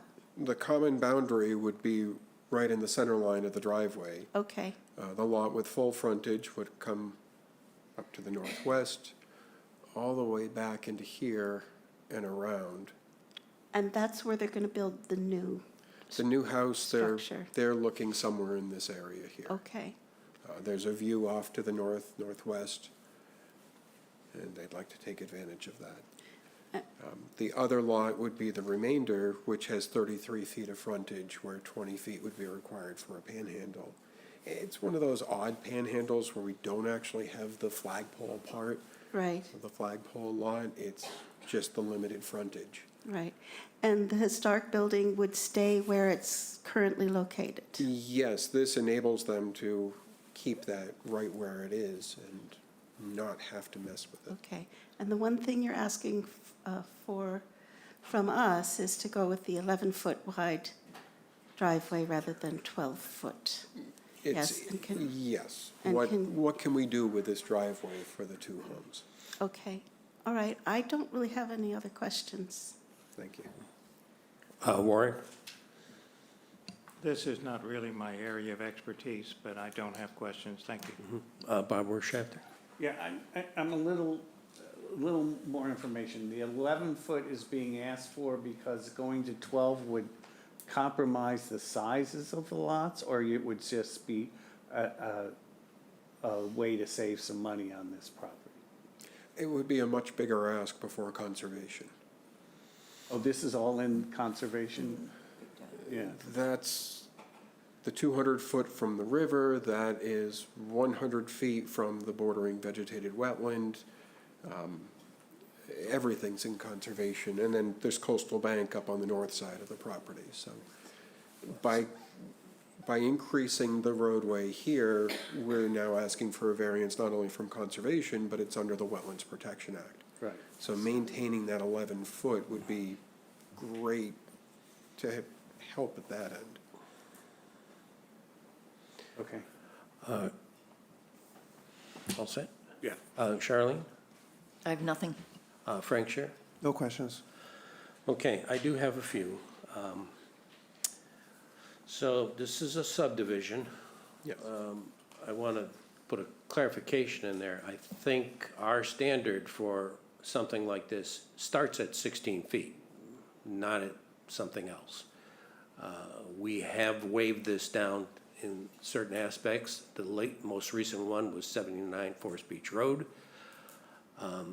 We had many challenges there. We ended up with a 12-foot wide access roadway through there, and I think that that's something that we should stick with here. That's narrow as it is.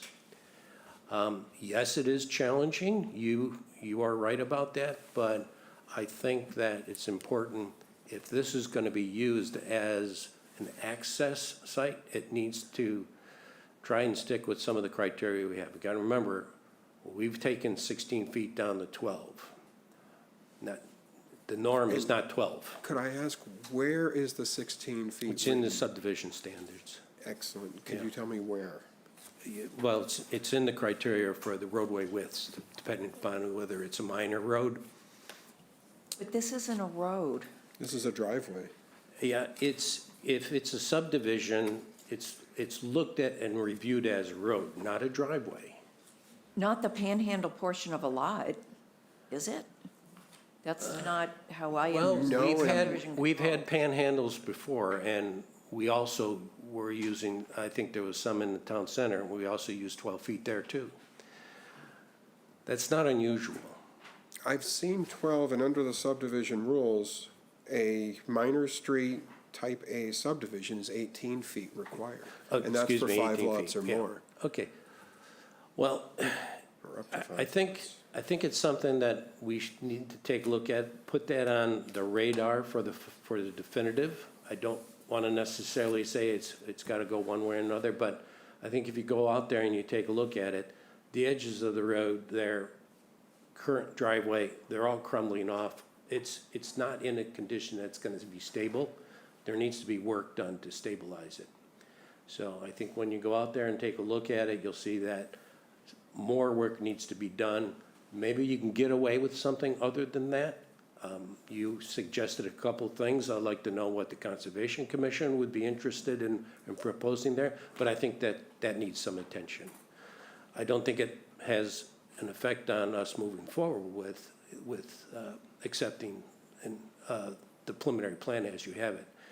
And the other major thing that I think that you may or may not be aware of it, but the town has new stormwater regulations that were effective as of December 15th, 2024.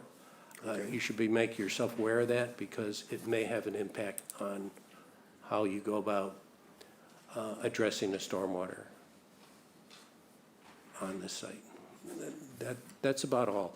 The other point that was brought up in the planner's comments was the board may wish to impose a condition on the definitive subdivision plan when it is submitted that states the following: lots A and B shall not be conveyed into separate ownerships until such time as the existing garage structure is relocated to one of the 2 lots or demolished. I think we've had something similar to this before when we ran into this issue. Any other comments or questions by the board? So I guess we should make a motion to accept the preliminary plan, subdivision plan, with the one condition and some of the comments that we had about addressing the roadway conditions and stormwater regulations for the definitive plan. Just to be clear, both of these structures are the 50-foot setbacks? We're not doing something that you just told us we shouldn't do in your other hat? And doing the other thing here? Neither of these structures will be accessory. The goal is to have a primary structure on each lot, each one meeting the 50-foot. You didn't answer the question. Are they outside of the 50-foot setback? Not only are they outside of the 50, but they're both to be primary structures, they're so not they wouldn't accessory. be accessory Wouldn't, okay. structures. And just to further muddle the previous, Inland Conservancy District only has a 25-foot setback, and No. Coastal Conservancy is the one with the Okay, 50-foot setback. got it. But both will be conforming, and they have to be in order to do the subdivision without zoning Great. relief. Okay, so do I have a motion? Mr. Chairman, I move we accept the preliminary subdivision with the provision that for the definitive plan, it shall meet all the requirements of the subdivision control law. Yep. Any waivers would need to be strictly outlined. And please only include the layers that we really need for the definitive from your CAD. Understood? Do I have a second? I second the motion as stated. I'll do a roll call vote. Catherine Hepburn? I approve that we accept this preliminary subdivision plan with conditions as stated in the motion. Yes. Warren Chain? Warren Chain, approve. Bob Wertheimer? Bob Wertheimer, approve. Charlene Greenhall? Charlene Greenhalgh, approve. Frank Shear? I approve. And Art Spru, I approve. Thank you much.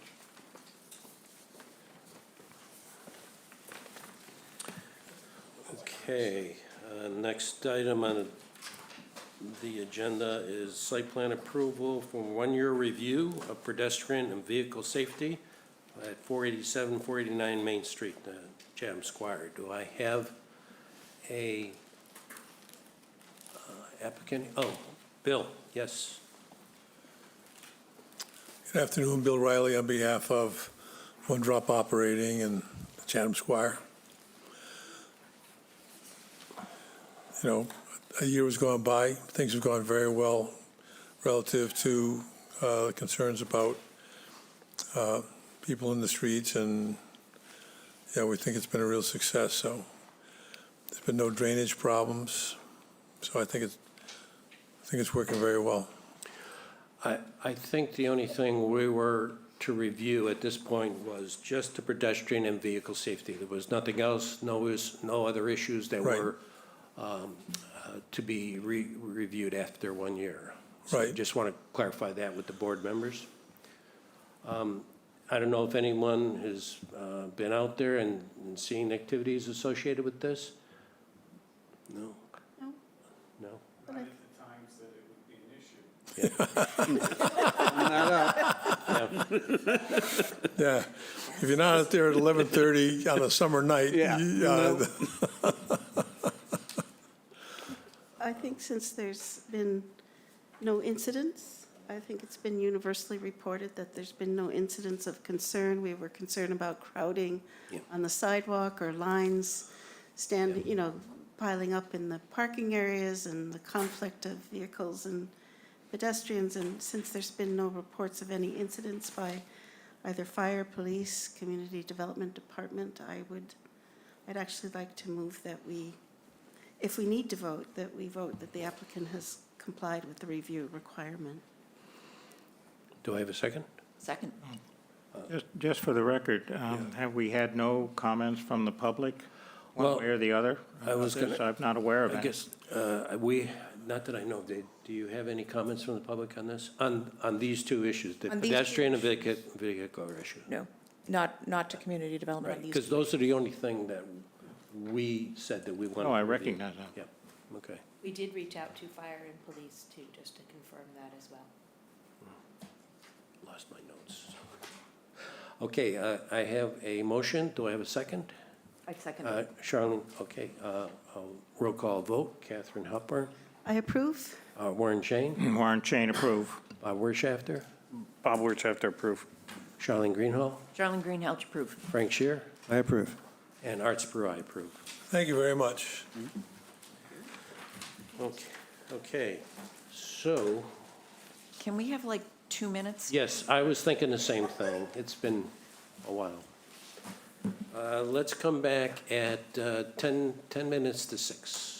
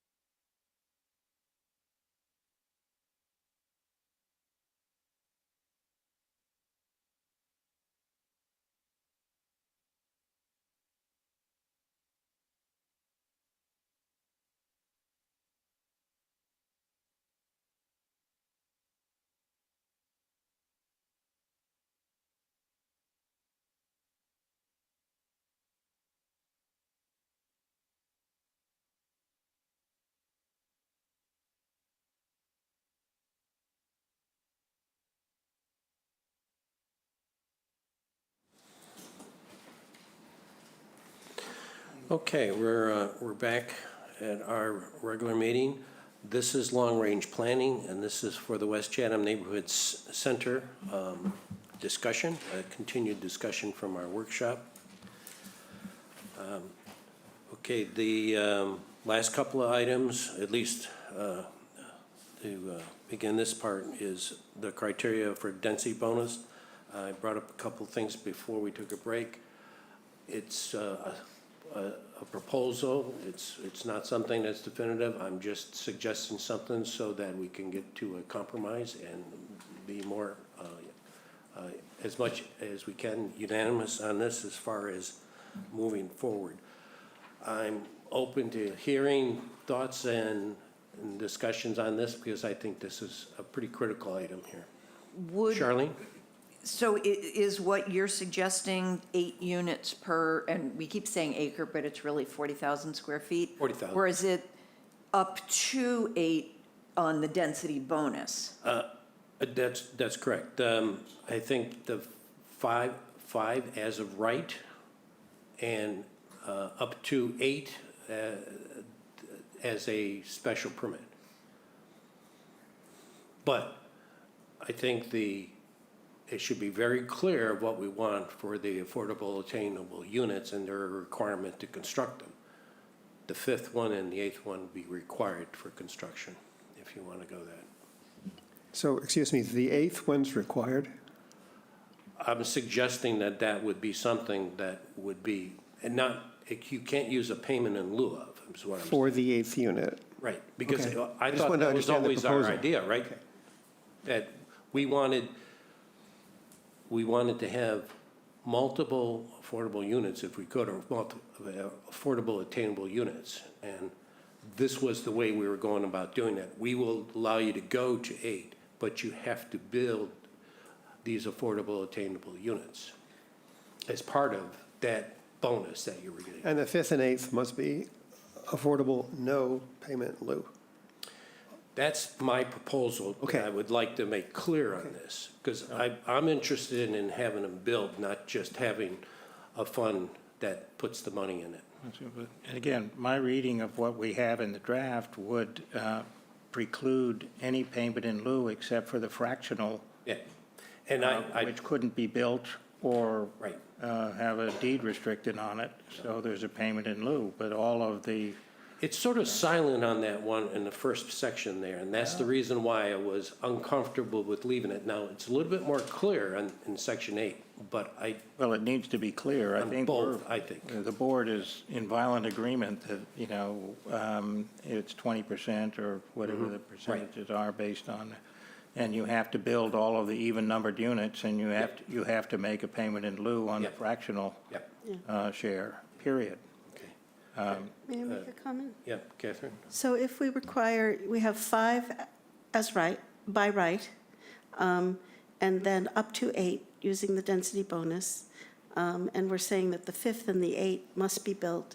So that means if they go up to 8, they'll be building 2 affordable attainable, which is 25%. So how to say this? I support your suggestion, but I just think we need to take a look at that 25% because a 40B is 25%. And there could be, we don't want to incentivize a developer to go to a 40B because they can just forget all the zoning that we've structured, and they can do it in such a way that they don't need to pay attention to the underlying zoning, which we very much want them to pay attention to.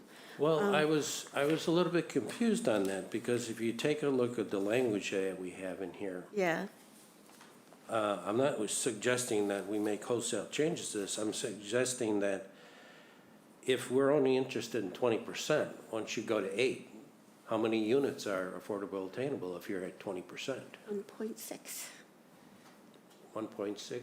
Well, 20, yeah, well, that is... 20% of No, it. that's 25%. If it's 2 out of 8, that's 25%. Correct, yes. So that's the way it was structured before. Oh, yes, and So Yes, we and I would have bring ran into that previously. So if you make it 20%, it's a fraction. right, So you would have one affordable, attainable, and, payment in lieu for the points. You would have payment in lieu for this. So I'm not quite sure if we're getting where we want to be. Well, it's just an issue. I mean, how to say this? I think, again, what your suggestion is a kind of compromise to mitigate the undesired effect that we saw in the BSC build-out. I think it's a rational compromise. I certainly could support it, but that issue was there before, and I think our Housing and Sustainability Director brought it up to us before we just need to consider that if we require the 5th and the 8th, which I agree we should require, it puts it at 25%, which might, in the mind of a developer, push them into a 40B, which might offer them some economic advantages. But it offers us a disadvantage in that they're not paying attention to all this beautiful form-based code that they don't have to pay attention to it. Yeah. I mean, But I thought that, my interpretation of this is that even what it was today, that Yes. if we only went to 8, if a developer came in and was doing 8 units and he was going to be building 2, that would be 25%, not 20%. So I'm not quite sure if that was our intent, is to focus on the 25% or the 20%. Where I come out on this is that we've had a long time to think about this. We've had a lot of input from a lot of places. Yeah. And I'm persuaded that the sense of the board at the time was that we really need to create a sufficient incentive for a developer to have market-based units that will encourage them to increase what is permitted in the way of market-based units in order to get them to build more affordable, attainable. So reducing it from 12 to 8 is going in the wrong direction. Our compromise, from my point of view, was to limit it at 12 as opposed to 20 or something. 12 is a very small, low density compared to surrounding towns and similar type zoning arrangements that they have. And that if you do the arithmetic of if you wanted to get the maximum 12 units per acre, that's not going to give you a whole lot of attainable, affordable.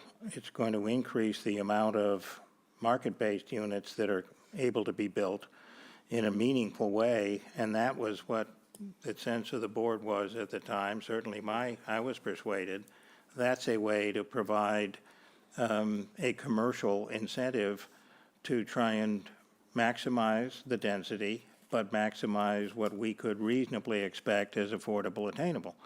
So I'm really, while I understand the idea that it may be more saleable to the town, I'm persuaded that 12 units per acre is not very high compared to what is being done around us.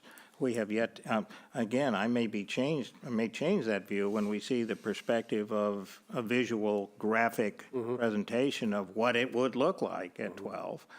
But I think that moving it back to 8 is moving in the wrong direction if we're trying to increase the amount of affordable, attainable, and ensure that we have a reasonable commercial incentive for a developer to have more market-based units. Well, just your point there, we're not going backwards because right now, today's zoning is 4 units per acre, okay? Whatever we do more than that is an increase. It's not a decrease from what it is today. If the bylaw doesn't pass, it stays at 4 units per acre, and you have your current zoning. So you don't get what you need. I'm suggesting that we might be a lot more. 4 bedrooms per acre.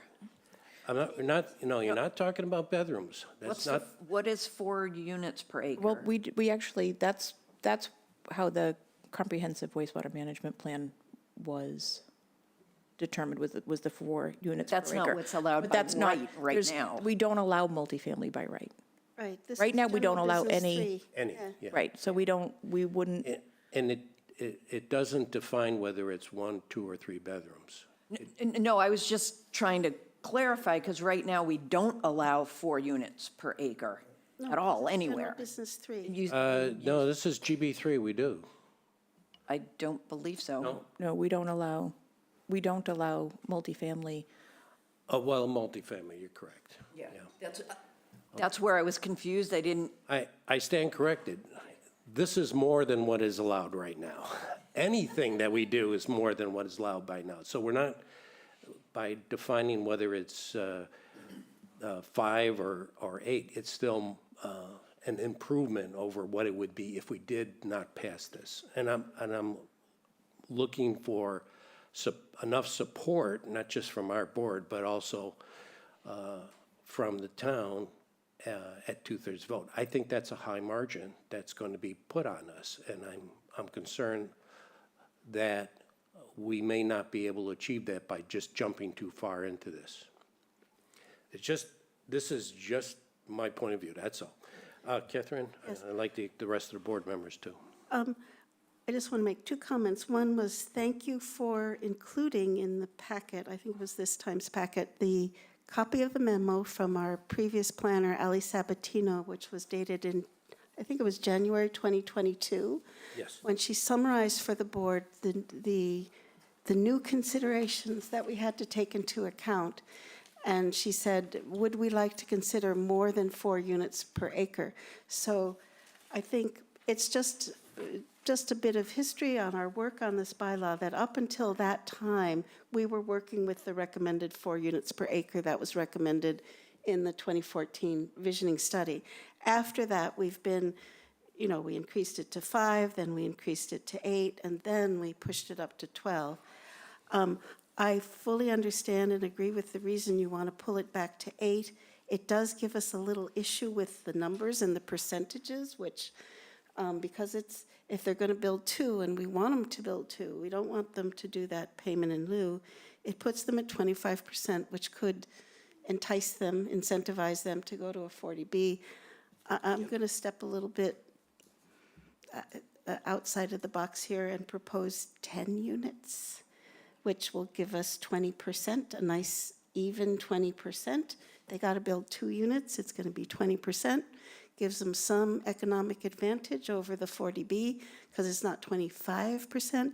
Also keeps it within our zoning and our purview. The planning board is going to have site plan review over this. We're going to have input on what gets done. I'm satisfied from my side with Attorney Tellerman's response about the infrastructure issues that, if we grant it to developer A, because he comes first, and then we can't allow developer B to build because there's not the capacity, that this does not put the town in any difficult legal situation. So I'm just going to, what would everybody think about 5 units by right and 10 units with the bonus, and that gives us a nice 20%. I'm going to jump in because I just wanted to say I was going to make the same proposal. And so I concur with you, and that's all I need to say. Okay. Bob, I'd like some of your input on this. Yeah, my concern is what a developer needs to do to make a property work. And I looked at, and maybe Mike can speak more to this, but we are having trouble, making the projects economical to everyone at 16, with limited an amount of parking and a whole bunch of other things. So if we're talking about 8 and we're going to force somebody to make 2 of those attainable even, it's going to be, and we'd love to have a park and we'd love to have more, it's just going to be really hard. So I'm fairly sensitive to, how does this compare to an apartment building that somebody could just throw up there and, that's how we would get our attainable housing. So I would think, okay, and again, I'm not the builder. I'd love to get some more input from developers. But is getting 1 more unit and but it's attainable enough to make me to go from 4 to 5. And is only getting, or am I better off at 10 and 2, Right. 10, 2, maybe that works better than 4 and 1. So I don't know, 10 is better to me than 8, so I'll go with 10. Well, it solves the 25% issue, and I think that would be an issue.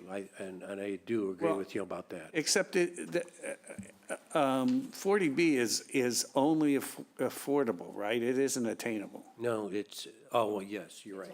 Yeah, so. That's correct. So if somebody really wants to build affordable housing, Yeah. that's what they're going to do, but that's not what we're looking for Right. here. So I think it's probably not the way out for everybody. Oh, I'll just do affordable here. Yeah, I see what you're saying. Especially given that it's a mixed-use Yeah. property. Now, all of a sudden, Yeah. well, I guess I could do affordable. Okay, so would the 10 work for you? It works better than the 8, so Okay. I'm going to go. All right. I'm going to Charlene? say okay. I'm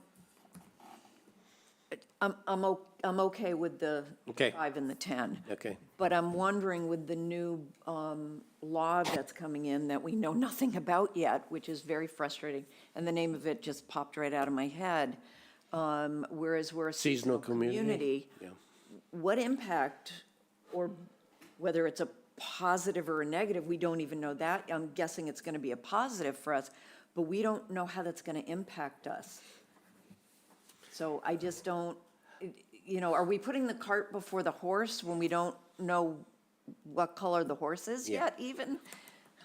It's confusing.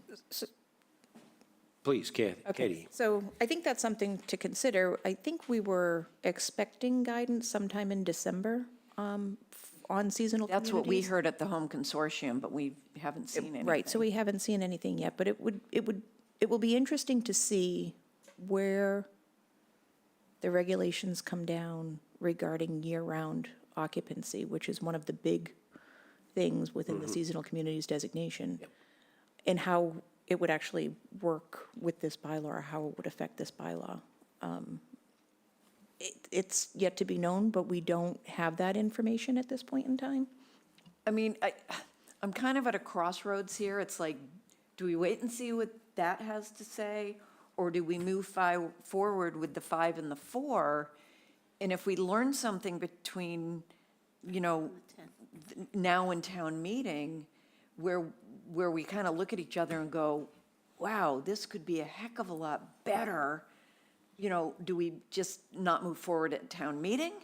Or Well, I think you always have that option, right? you do have that option. We can pull. You do have that option. We can pull that if we make a recommendation that based on new information and an adjustment that will be much more beneficial, we could put this on. Yeah. To say a future meeting, maybe on the fall or whatever. I mean, I would hate to not bring anything forward at this point with all the work that's. I'm with you on this.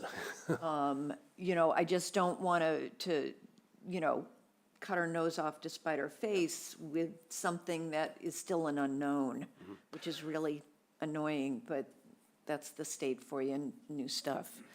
Okay, Frank, yeah, I just want to get I you think in. I jumped in out of place earlier. I'm very much in favor of Kathleen's suggestion. And it works with the 20%. You bring the 20% all the way up. So it solves that problem, so. Okay, I could go this way too, because I'm more concerned about that 25% issue and going with 40B, because then we don't have control of it at all. So it'd be better to take the approach that Catherine has suggested. Catherine? Again, I'm not sure if I remember Attorney Tellerman's comments correctly, but I thought we did ask him about the new law, and I thought he just made a kind of blanket statement, it doesn't affect this at all. But he said that there won't be any effect, or did I don't know, I wouldn't incorrectly agree with remember that at all. I think looking at it, it could greatly affect how Okay. easily we could perhaps deed restrict some of these units for year-round occupancy. So it would be much better. It, Yes. I would expect that it will be much better. Okay. I think that but we don't have that guidance as of yet. And so I'm not sure if that comment that perhaps he was talking about, because we were also in the midst of Other dealing with the things. ADU That's but my- regulation, I think that yes. was ADU Right. more Yeah. related. That's But right. my understanding is, which is actually very limited on this subject, is that they would be additive. In other words, what we're doing now pushes us forward to our objectives, and we would also have this other tool, and they wouldn't be in conflict. That's my understanding. So. Okay, It would just make it easier for us, is that what Katie's, I'm sorry, I just sort of jumped. well, I was just wanted to make sure I closed the loop with Warren, because I think that the 10 to 2 came up after your statement, so I wanted your input associated with that. I mean, strictly from a point of view of what we think might be more approvable by the electorate, Yeah. the 5 and 10, I think, is probably good. Yeah.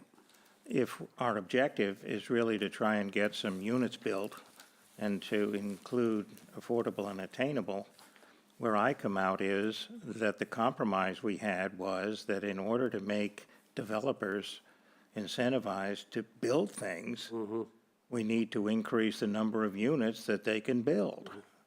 And we came out at 12 per acre, and that is going to, and as per the draft that we have been looking at, that creates a reasonable but not a large number of affordable, attainable houses. But if we go back, when I said we're going backwards, what I meant was we're going backwards on the incentives for a developer to build things. And they'll build the minimum as opposed to trying to go after the incentives that allow them to build a larger number of market-based units, which also gives us more affordable, attainable units. And to me, the board at that time anyway was saying 12 per acre is not a very high density if you look around at other towns. Yeah, but So I am not in it's been favor very of the made 5 clear to and me that this is Chatham. We do what's right for Chatham. I get you, which is why we came out where I we learned that way back when, and I've kept that in my memory banks. But having the zoning bylaw reflect this 5 and 10 may be terrific, but if builders aren't going to build anything, it doesn't get us anywhere. Well, that's true, but it doesn't get built if we don't pass it. So I still, recognize both sides of this. Okay, But so- again, I come down the side, we have to sell it because it makes sense. right. But we want to have a bylaw that will incentivize the actual construction of affordable, attainable, more, and market-based units. And where we had come out was 12, is the compromise. And I therefore have seen nothing other than, unless someone can convince me that developers will find more financial incentive with 5 and 10 than going up to our draft density of 12, then I'm not in favor of backing off on the financial incentives available to a developer. I mean, if we had this in place and there were a backlog of developers, proposals, that, we can say, well, whoa, maybe the incentives are a little too high here. That doesn't seem to be our problem in the past. So I'm in favor of the compromise that was made to try and provide financial incentive to developers and maximize the number of affordable, attainable that are likely to be included, which is exactly as our draft is, which shows a maximum density of 12. So that's where I come out. Okay. Well, I think I'm going to ask for your definitive support one way or another on this, okay? Can we go with Catherine's proposal on 5 and 10?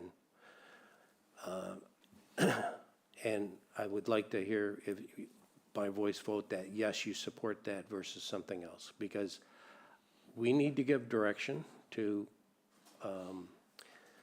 get this written up. I also want to get some of the confusion that's written in there now clarified. I'd like to have Gloria help us a little bit and make sure it's a little bit clearer, because I think the The whole structure of Section 8 is a little bit confusing, and so I'd like her to work on that too, no matter what direction we're going on this. So Catherine, can you give me your direction on which way you would like to go on that? Yes, I support the 5 units by right and up to 10 by special permit. Special permit. With the requirement that the 5th unit and the 10th unit are affordable, attainable, and that there's no payment in lieu. For the 5th and 10th. And the 10th, yes, they have to build the Okay. units. Warren? Really not in favor of changing the draft from the way it's written. Okay. Bob, Worth draft? Yeah, I will go with 10, but I think you only get the lieu of payment for 1, 2, and 3. After that, you have to build 2. You have to build 1 if you do 5. If you Correct. build more than 5, you have to build 2. You can't buy off a second. Oh, okay. I see what you're saying. That's a good idea. Okay, I'd go for that. yeah, okay. Because that's special permit piece, If you build the full 10, 2 have to be constructed. right? If you only build 8, it would be money in lieu. Money. No, That's not what he no. said. Oh. I'm saying you get to build 4. You want 5, yeah, that 5th one has to be attainable. You go to any more than that, and one of them has to be attainable. Right. You can't buy your way out of. The first seven, one right. of the second 5 needs to be attainable. Yeah. Okay? I mean, it's why we're letting them go beyond 5. Okay? We're not gonna let them go beyond 5 and then still only have 1 attainable house. That just doesn't make any sense. The reason we're letting them go above 5 is because we're gonna get another attainable unit out of it. Catherine, is that okay? Just, well, the only consideration is, again, that say they're going to build 8, it's going to push them into 25%. And then that will, Oh, I see what again, you're saying, yeah. it's just those percentages that would, again, incentivize them to do a 40B, where they don't need to pay Except attention now to us.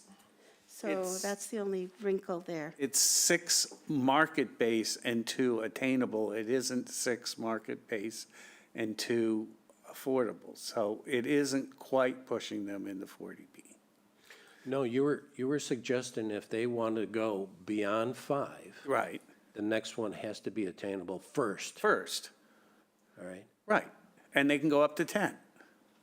But what if they only want to build 7, or 8, like Catherine said? Then it's a higher percentage of the attainable, and then a 40B can just wipe all of that out. I think you're sort of stuck with this, that every single time that you go, boom, boom, boom, to keep your 20%, you have to stick with her first suggestion on this.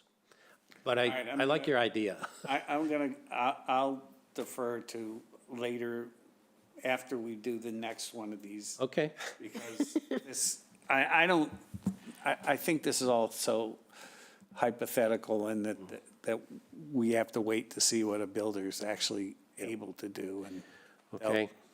Charlene? I don't want to make it complicated. I was fine until Bob spoke. I don't think we can do, you get the 5th has to be attainable, and of your next 5, if you're allowed to go to 10, number 6. I don't think that's gonna work. I think that's in part, though, where the payment in lieu came from. Yes. And I'm remembering that Gloria actually did a very good presentation about why sometimes getting the in lieu is actually better, especially if it's for attainable. Most of the money out there right now, almost all of it, I think, is for affordable housing. Yes. There's true. literally no funding for attainable Attainable, housing. right. There's no mechanism. So I think that was, one thing that she discussed. So I'm inclined to go with the 5 and then the 10. 10, and then you go with the And if payment in somebody lieu. only wants to build Yep. 8, okay, that's fine. Then you have to do a payment in lieu based on the calculation that was put together here. Right. It's So like, we yes, get- you get to do 8. we get that But you cut. do need to put some money in the pot Yeah. to help build other housing somewhere else. I hope that made sense. I think makes sense to me. Frank? Yeah, I'm fine with the 10, with the 5 and 5. Okay. I like what Charlene is suggesting. Yeah. I'll go with that. Let's move on. Yeah. Catherine? No, just that, yes, I just wanted to confirm, I remember Gloria speaking about that. I don't remember exactly the mechanism, but she did explain how sometimes accepting the payment in lieu actually can work to our advantage, and particularly for attainable, since there's no funding available for that. All right, here's what I'm going to suggest. Let's draft this up. Let's review it. We have, because we've added another meeting here, we have an opportunity still to interject. I really wanted to get over the hump on at least this part of it and to sort of get to the point of not just having town council review it, but also to get to the point that's all we're doing is dotting the i's and crossing the t's, and that's it. But let me work with staff. We have 2 weeks now to work on something. I'm not sure if we're going to get it all done. We'll have Union Studios on the 27th. I think we only have one small submission, which shouldn't be a major one for business, so it'll be mostly devoted to the Union Studios presentation, and I'm hoping he can enlighten us on this so that we all feel more comfortable no matter what. So we're not finalizing this, but I'm sort of structuring this for some wording to be put into the bylaw. Yeah, yes, Frank? It's very clear to me that the build-out analysis that's been posted online is wrong. Oh, Oh, really? And I think it should come down. I think it's giving the wrong impression Oh, I to see the what you're town, saying, and yeah. I would take it down from the website. And then the question is, do we need another one based on good question. what we finally decide? So those are my 2 inputs. Okay, I'm not quite sure we can get that done, but let me look into that based on some of the adjustments that we've made in here, because it will affect it based on even the slight adjustments that we did here tonight. Can I ask a question? So it's wrong in the sense that this is not what we want, and we are now implementing measures to mitigate that result, but you're not saying that BSC made a mistake in their interpretation? Oh, gosh, no. Okay, great. Okay. No, just to be clear.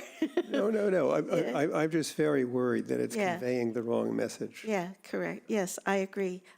Well, maybe the Union Studio piece can clarify that a little bit more. Well, yes, but I still think it should come down. Yeah. What's on the line right now? Or at least put some kind of a caveat, like on the front page or No, I something. think it should come down. Yeah, but it's public information. Yeah. Yeah, it's public information. Then we need to put a cover sheet on that says that this is based on assumptions which are now being changed. That's what I suggested. I know. I'm following you up. Is that something that we can do? We can put it right in the title before anybody clicks on it, that this is, Okay. Yeah, right, that Okay. that this, the planning board is, but we didn't like it and we're changing it. Can we also make sure that the presentation on the 27th, which I'll remind you I'm not going to be here for, does have these new densities in it so that their Well, presentation? I know that we're going to do the 5. so we had asked them to do a 5 because it's by right, an 8, and a 12. We're talking with them, we can actually ask them to Do a 10. revise. Don't do a 12. Why not just do a 5 and a 10? Just do a 5 and an 8, yeah. A 5 A and 5 and a 10. A 10. Five and a 5 10, and a, right. do a 5 and a 10. All right, well, we have 3 sites, so we'll do 5 and 2 10s. Yep. Something, yeah, that sounds I good. would like to see the 10s, yeah. Can I ask a question, Mr. Chair? Yes. Presuming we're done with this, there are 2 other points on your list here, Oh. the confirming the boundaries of the West Chatham Neighborhood Center area, and to also concur, and then the zoning map amendment has to be drawn up. And then also, Frank had a question, he wanted to review the Oh. maximum footprints. So in my humble opinion, I think that we could No, go I ahead did and that. consider these. Well- So if you agree. This was before your time, Frank, this was a reduction in size from what was before. The footprint that we had before was, I think it started out at several thousand square feet Are we larger than. discussing building footprint now? Yeah, or the- footprint, yeah. Or the boundaries of the No, rest? the building footprint. Footprints, okay, so we're So discussing I footprints. think we did come up and we did look at this. As a matter of fact, the questions that when the Cape Cod Commission was first brought on to draft the form-based housing, they asked 11 questions in a survey in the public, and they were polled. And this was one of them, and the reason why we adjusted the size to what it is now. It was with that input. There was about 100 individuals that commented associated with that. And I think the neighborhood, and we can dig up the results on that and. But the get those build-out to you. analysis shows that the buildings are too large. That's pretty So what much. do we, so, So right now, it's 5,000 for the large buildings, except in A2. B, which is 4,000. So I was thinking one simple change would be to make it 4,000 for A2 as well as for B. It was very hard when you looked at the build analysis, but if you just look at those large buildings and kind of visualize them being 20% smaller, it helps a lot. That's kind of where I was coming from.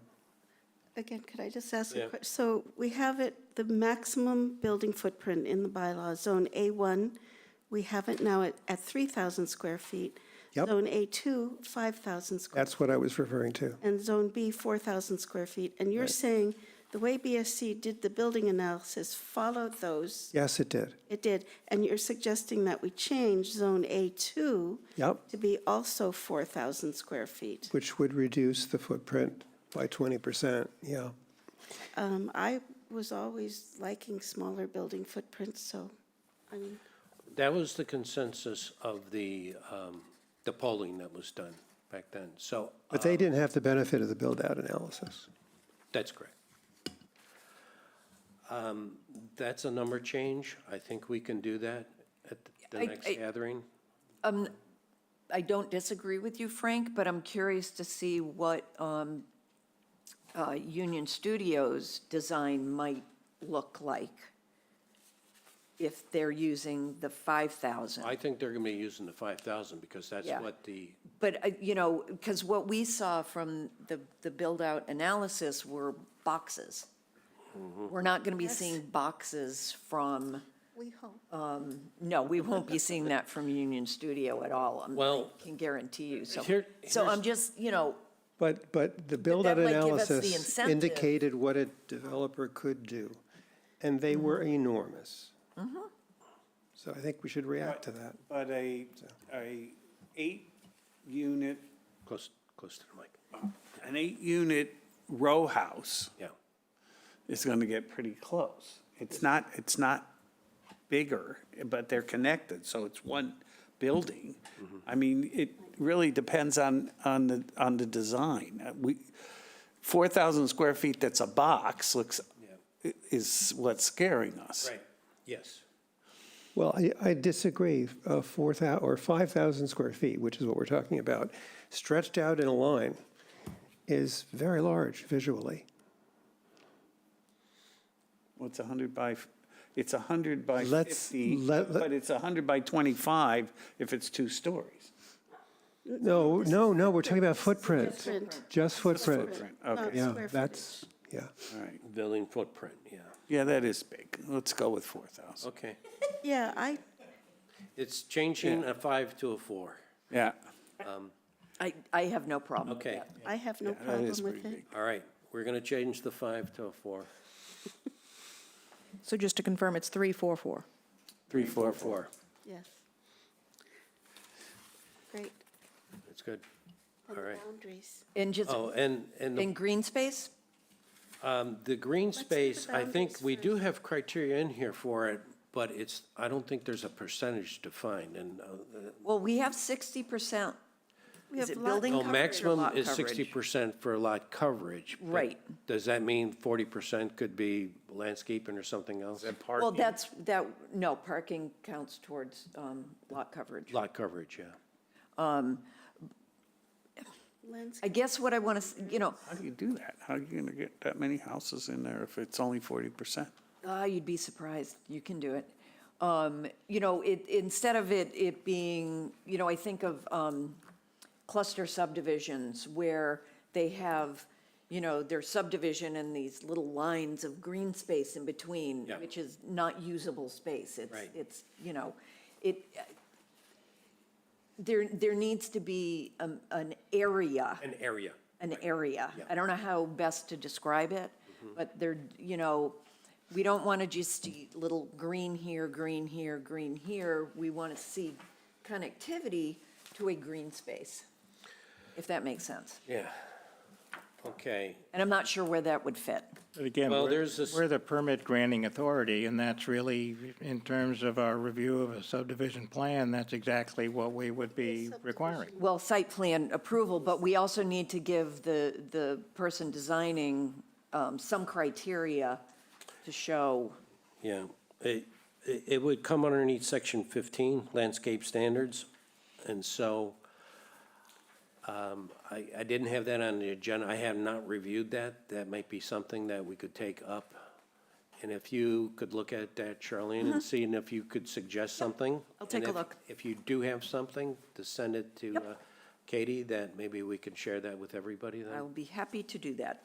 Do we have lot coverage maximums and Well, things like that's- that? It's 60. It's 60%, which is, So could it go in that section somehow, or better landscape? No, I think better standards? landscaping. Okay. Just to give Some requirement. direction as Yeah. to what would need to happen. Yeah. Yeah. Great, okay, I'll do that. okay. okay. Boundaries. So on the boundary, we haven't made any changes to the boundary in years. We've noted that the original, way back when, 10-plus years ago, the West Chatham Neighborhood Center, we looked at the north side of also being included in this. And it's sort of like reciprocal to the south side, because we thought it was very strange that the south side was going to be in the neighborhood center and the north side wasn't. Many of the lots on the north side are not developed, so those are prime examples of where the neighborhood center could go. So unless there's a reason for it, I would hold to what we had originally proposed. The only thing I can think of is the town-owned property and then the property with the Habitat houses. Is that at the end of the cul-de-sac all That's the way? included. Those two don't really need to be part of this. They don't need to be. I That think- would be the only thing I would Correct. think of removing. Yeah. And those are in the most northeast, They're in the northeast section, right? yeah, And they're just below the, colored So zone. it's everything from the they're in E cul-de-sac now. over, yeah.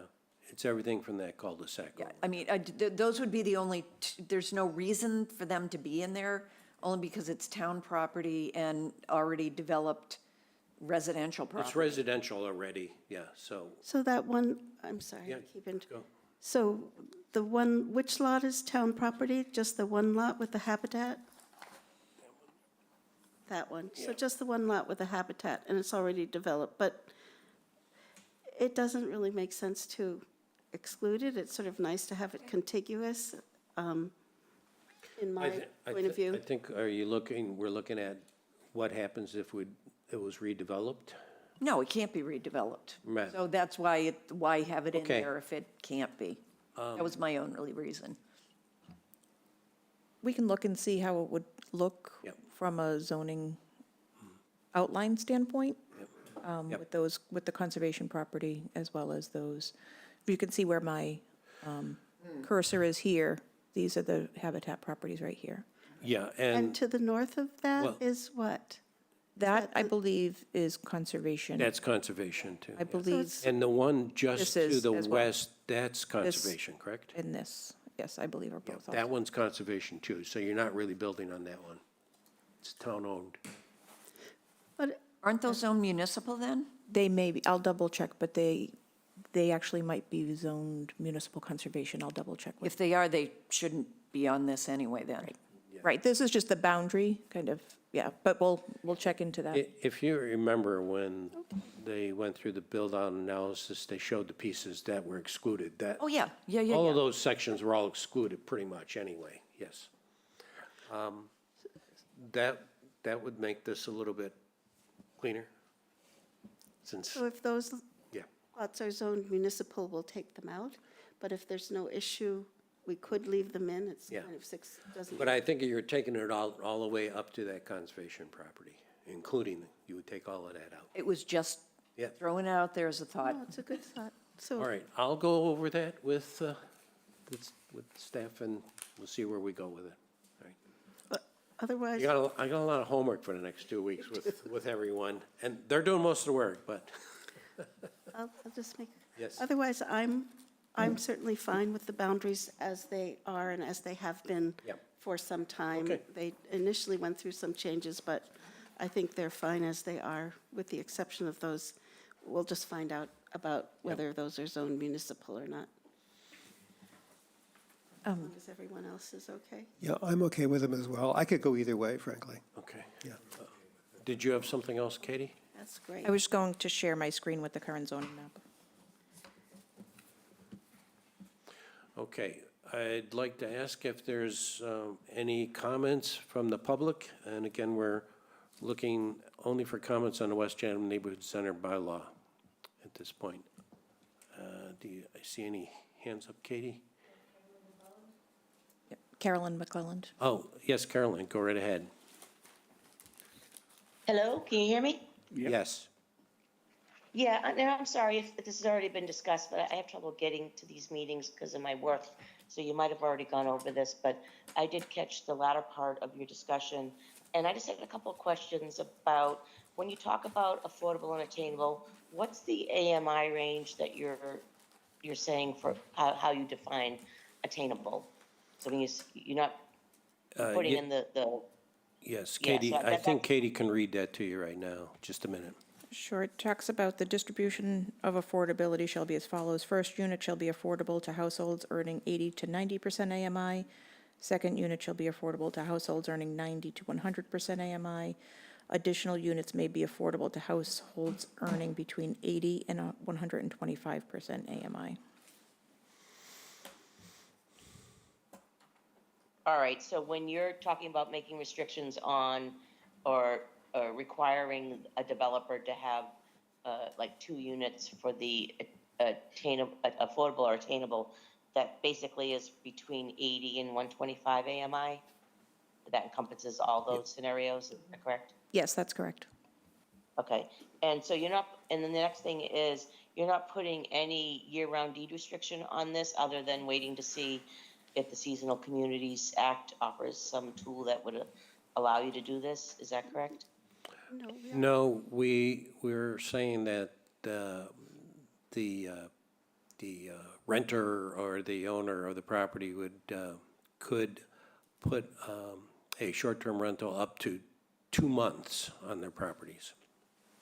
But they'd have to occupy it for 10 They- months. They have to occupy it for 10 months, though, At in order least. to get that 2 month.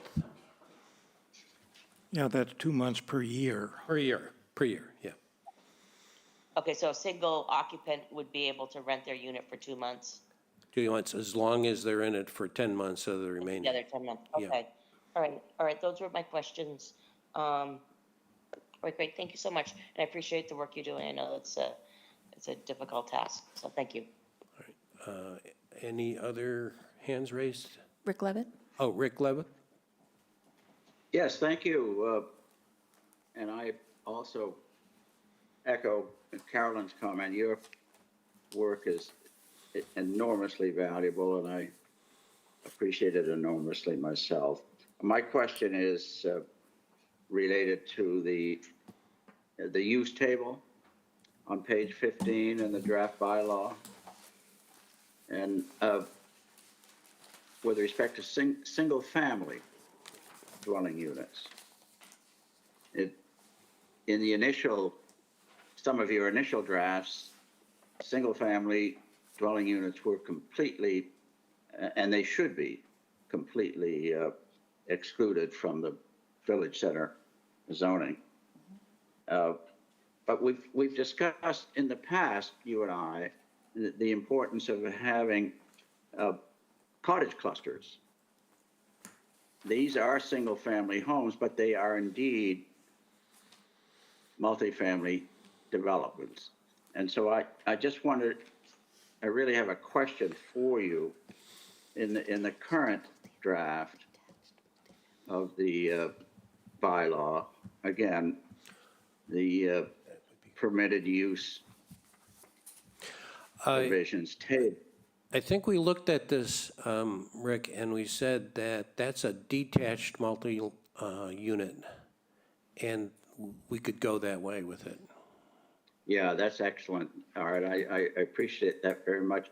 I just want to know how you intend to put that into the bylaw, because right now, just the use table says, and this is excellent, one single-family dwelling per lot is excluded. But how many single-family dwellings per lot can be included? I'm just going to make a... Well, you could have a larger lot with 2 units on it, and for all practical purposes, it looks like 2 single-family units. So it's just that you wouldn't have one on a lot. So, and these are mostly intended to be, for multiple buildings on a single lot, because many of the lots in the West Chatham Neighborhood Center are rather large. And the intent was not to subdivide these into small 10,000 square foot lots. Now, other things in the future might alter that, but I think for the first pass that what we were looking for like mixed use on a piece of property where you have a mix of retail and then the residential piece, but there would be multiple structures on that. And it could look like separate units, depending on how the developer was approaching it. Well, exactly, and I just question how that's going to be incorporated in the wording of the bylaw. I'm going to quote you just briefly here tonight. The Cape Cod Commission's Housing Strategy Report, which was just recently adopted formally. It's been in draft form for a number of years, and it's called the Zoning for Housing Best Practices. And one of the best practices is utilizing cottage court zoning. A cottage court is a group of small detached single-family dwellings on a lot arranged around shared land green space with shared parking areas visually screened from the street. The units may be rentals or condominiums. And they have in their recommendation a recommended zoning language for that kind of cottage clusters. And I was hoping that you would put that into the West Chatham Neighborhood Center zoning proposal. Could you do that? Okay, we'll take a look at what, I understand what you're saying there, and we'll just take a look at if that language helps or clarifies it, and we'll see how that can be incorporated. Well, thank you very much. I appreciate that. And again, I think you guys are doing a terrific job. It's tough. I understand it completely, but you're right on track, so keep going. Catherine? If I could just comment on what Rick's brought up, I mean, Art and Community Development Department will take a look at that language, but as I've understood as we've moved along on this, that what the small standalone units that you're calling single family, we're specifically not calling them single family. Those are a form of multifamily units. They're just detached multifamily units.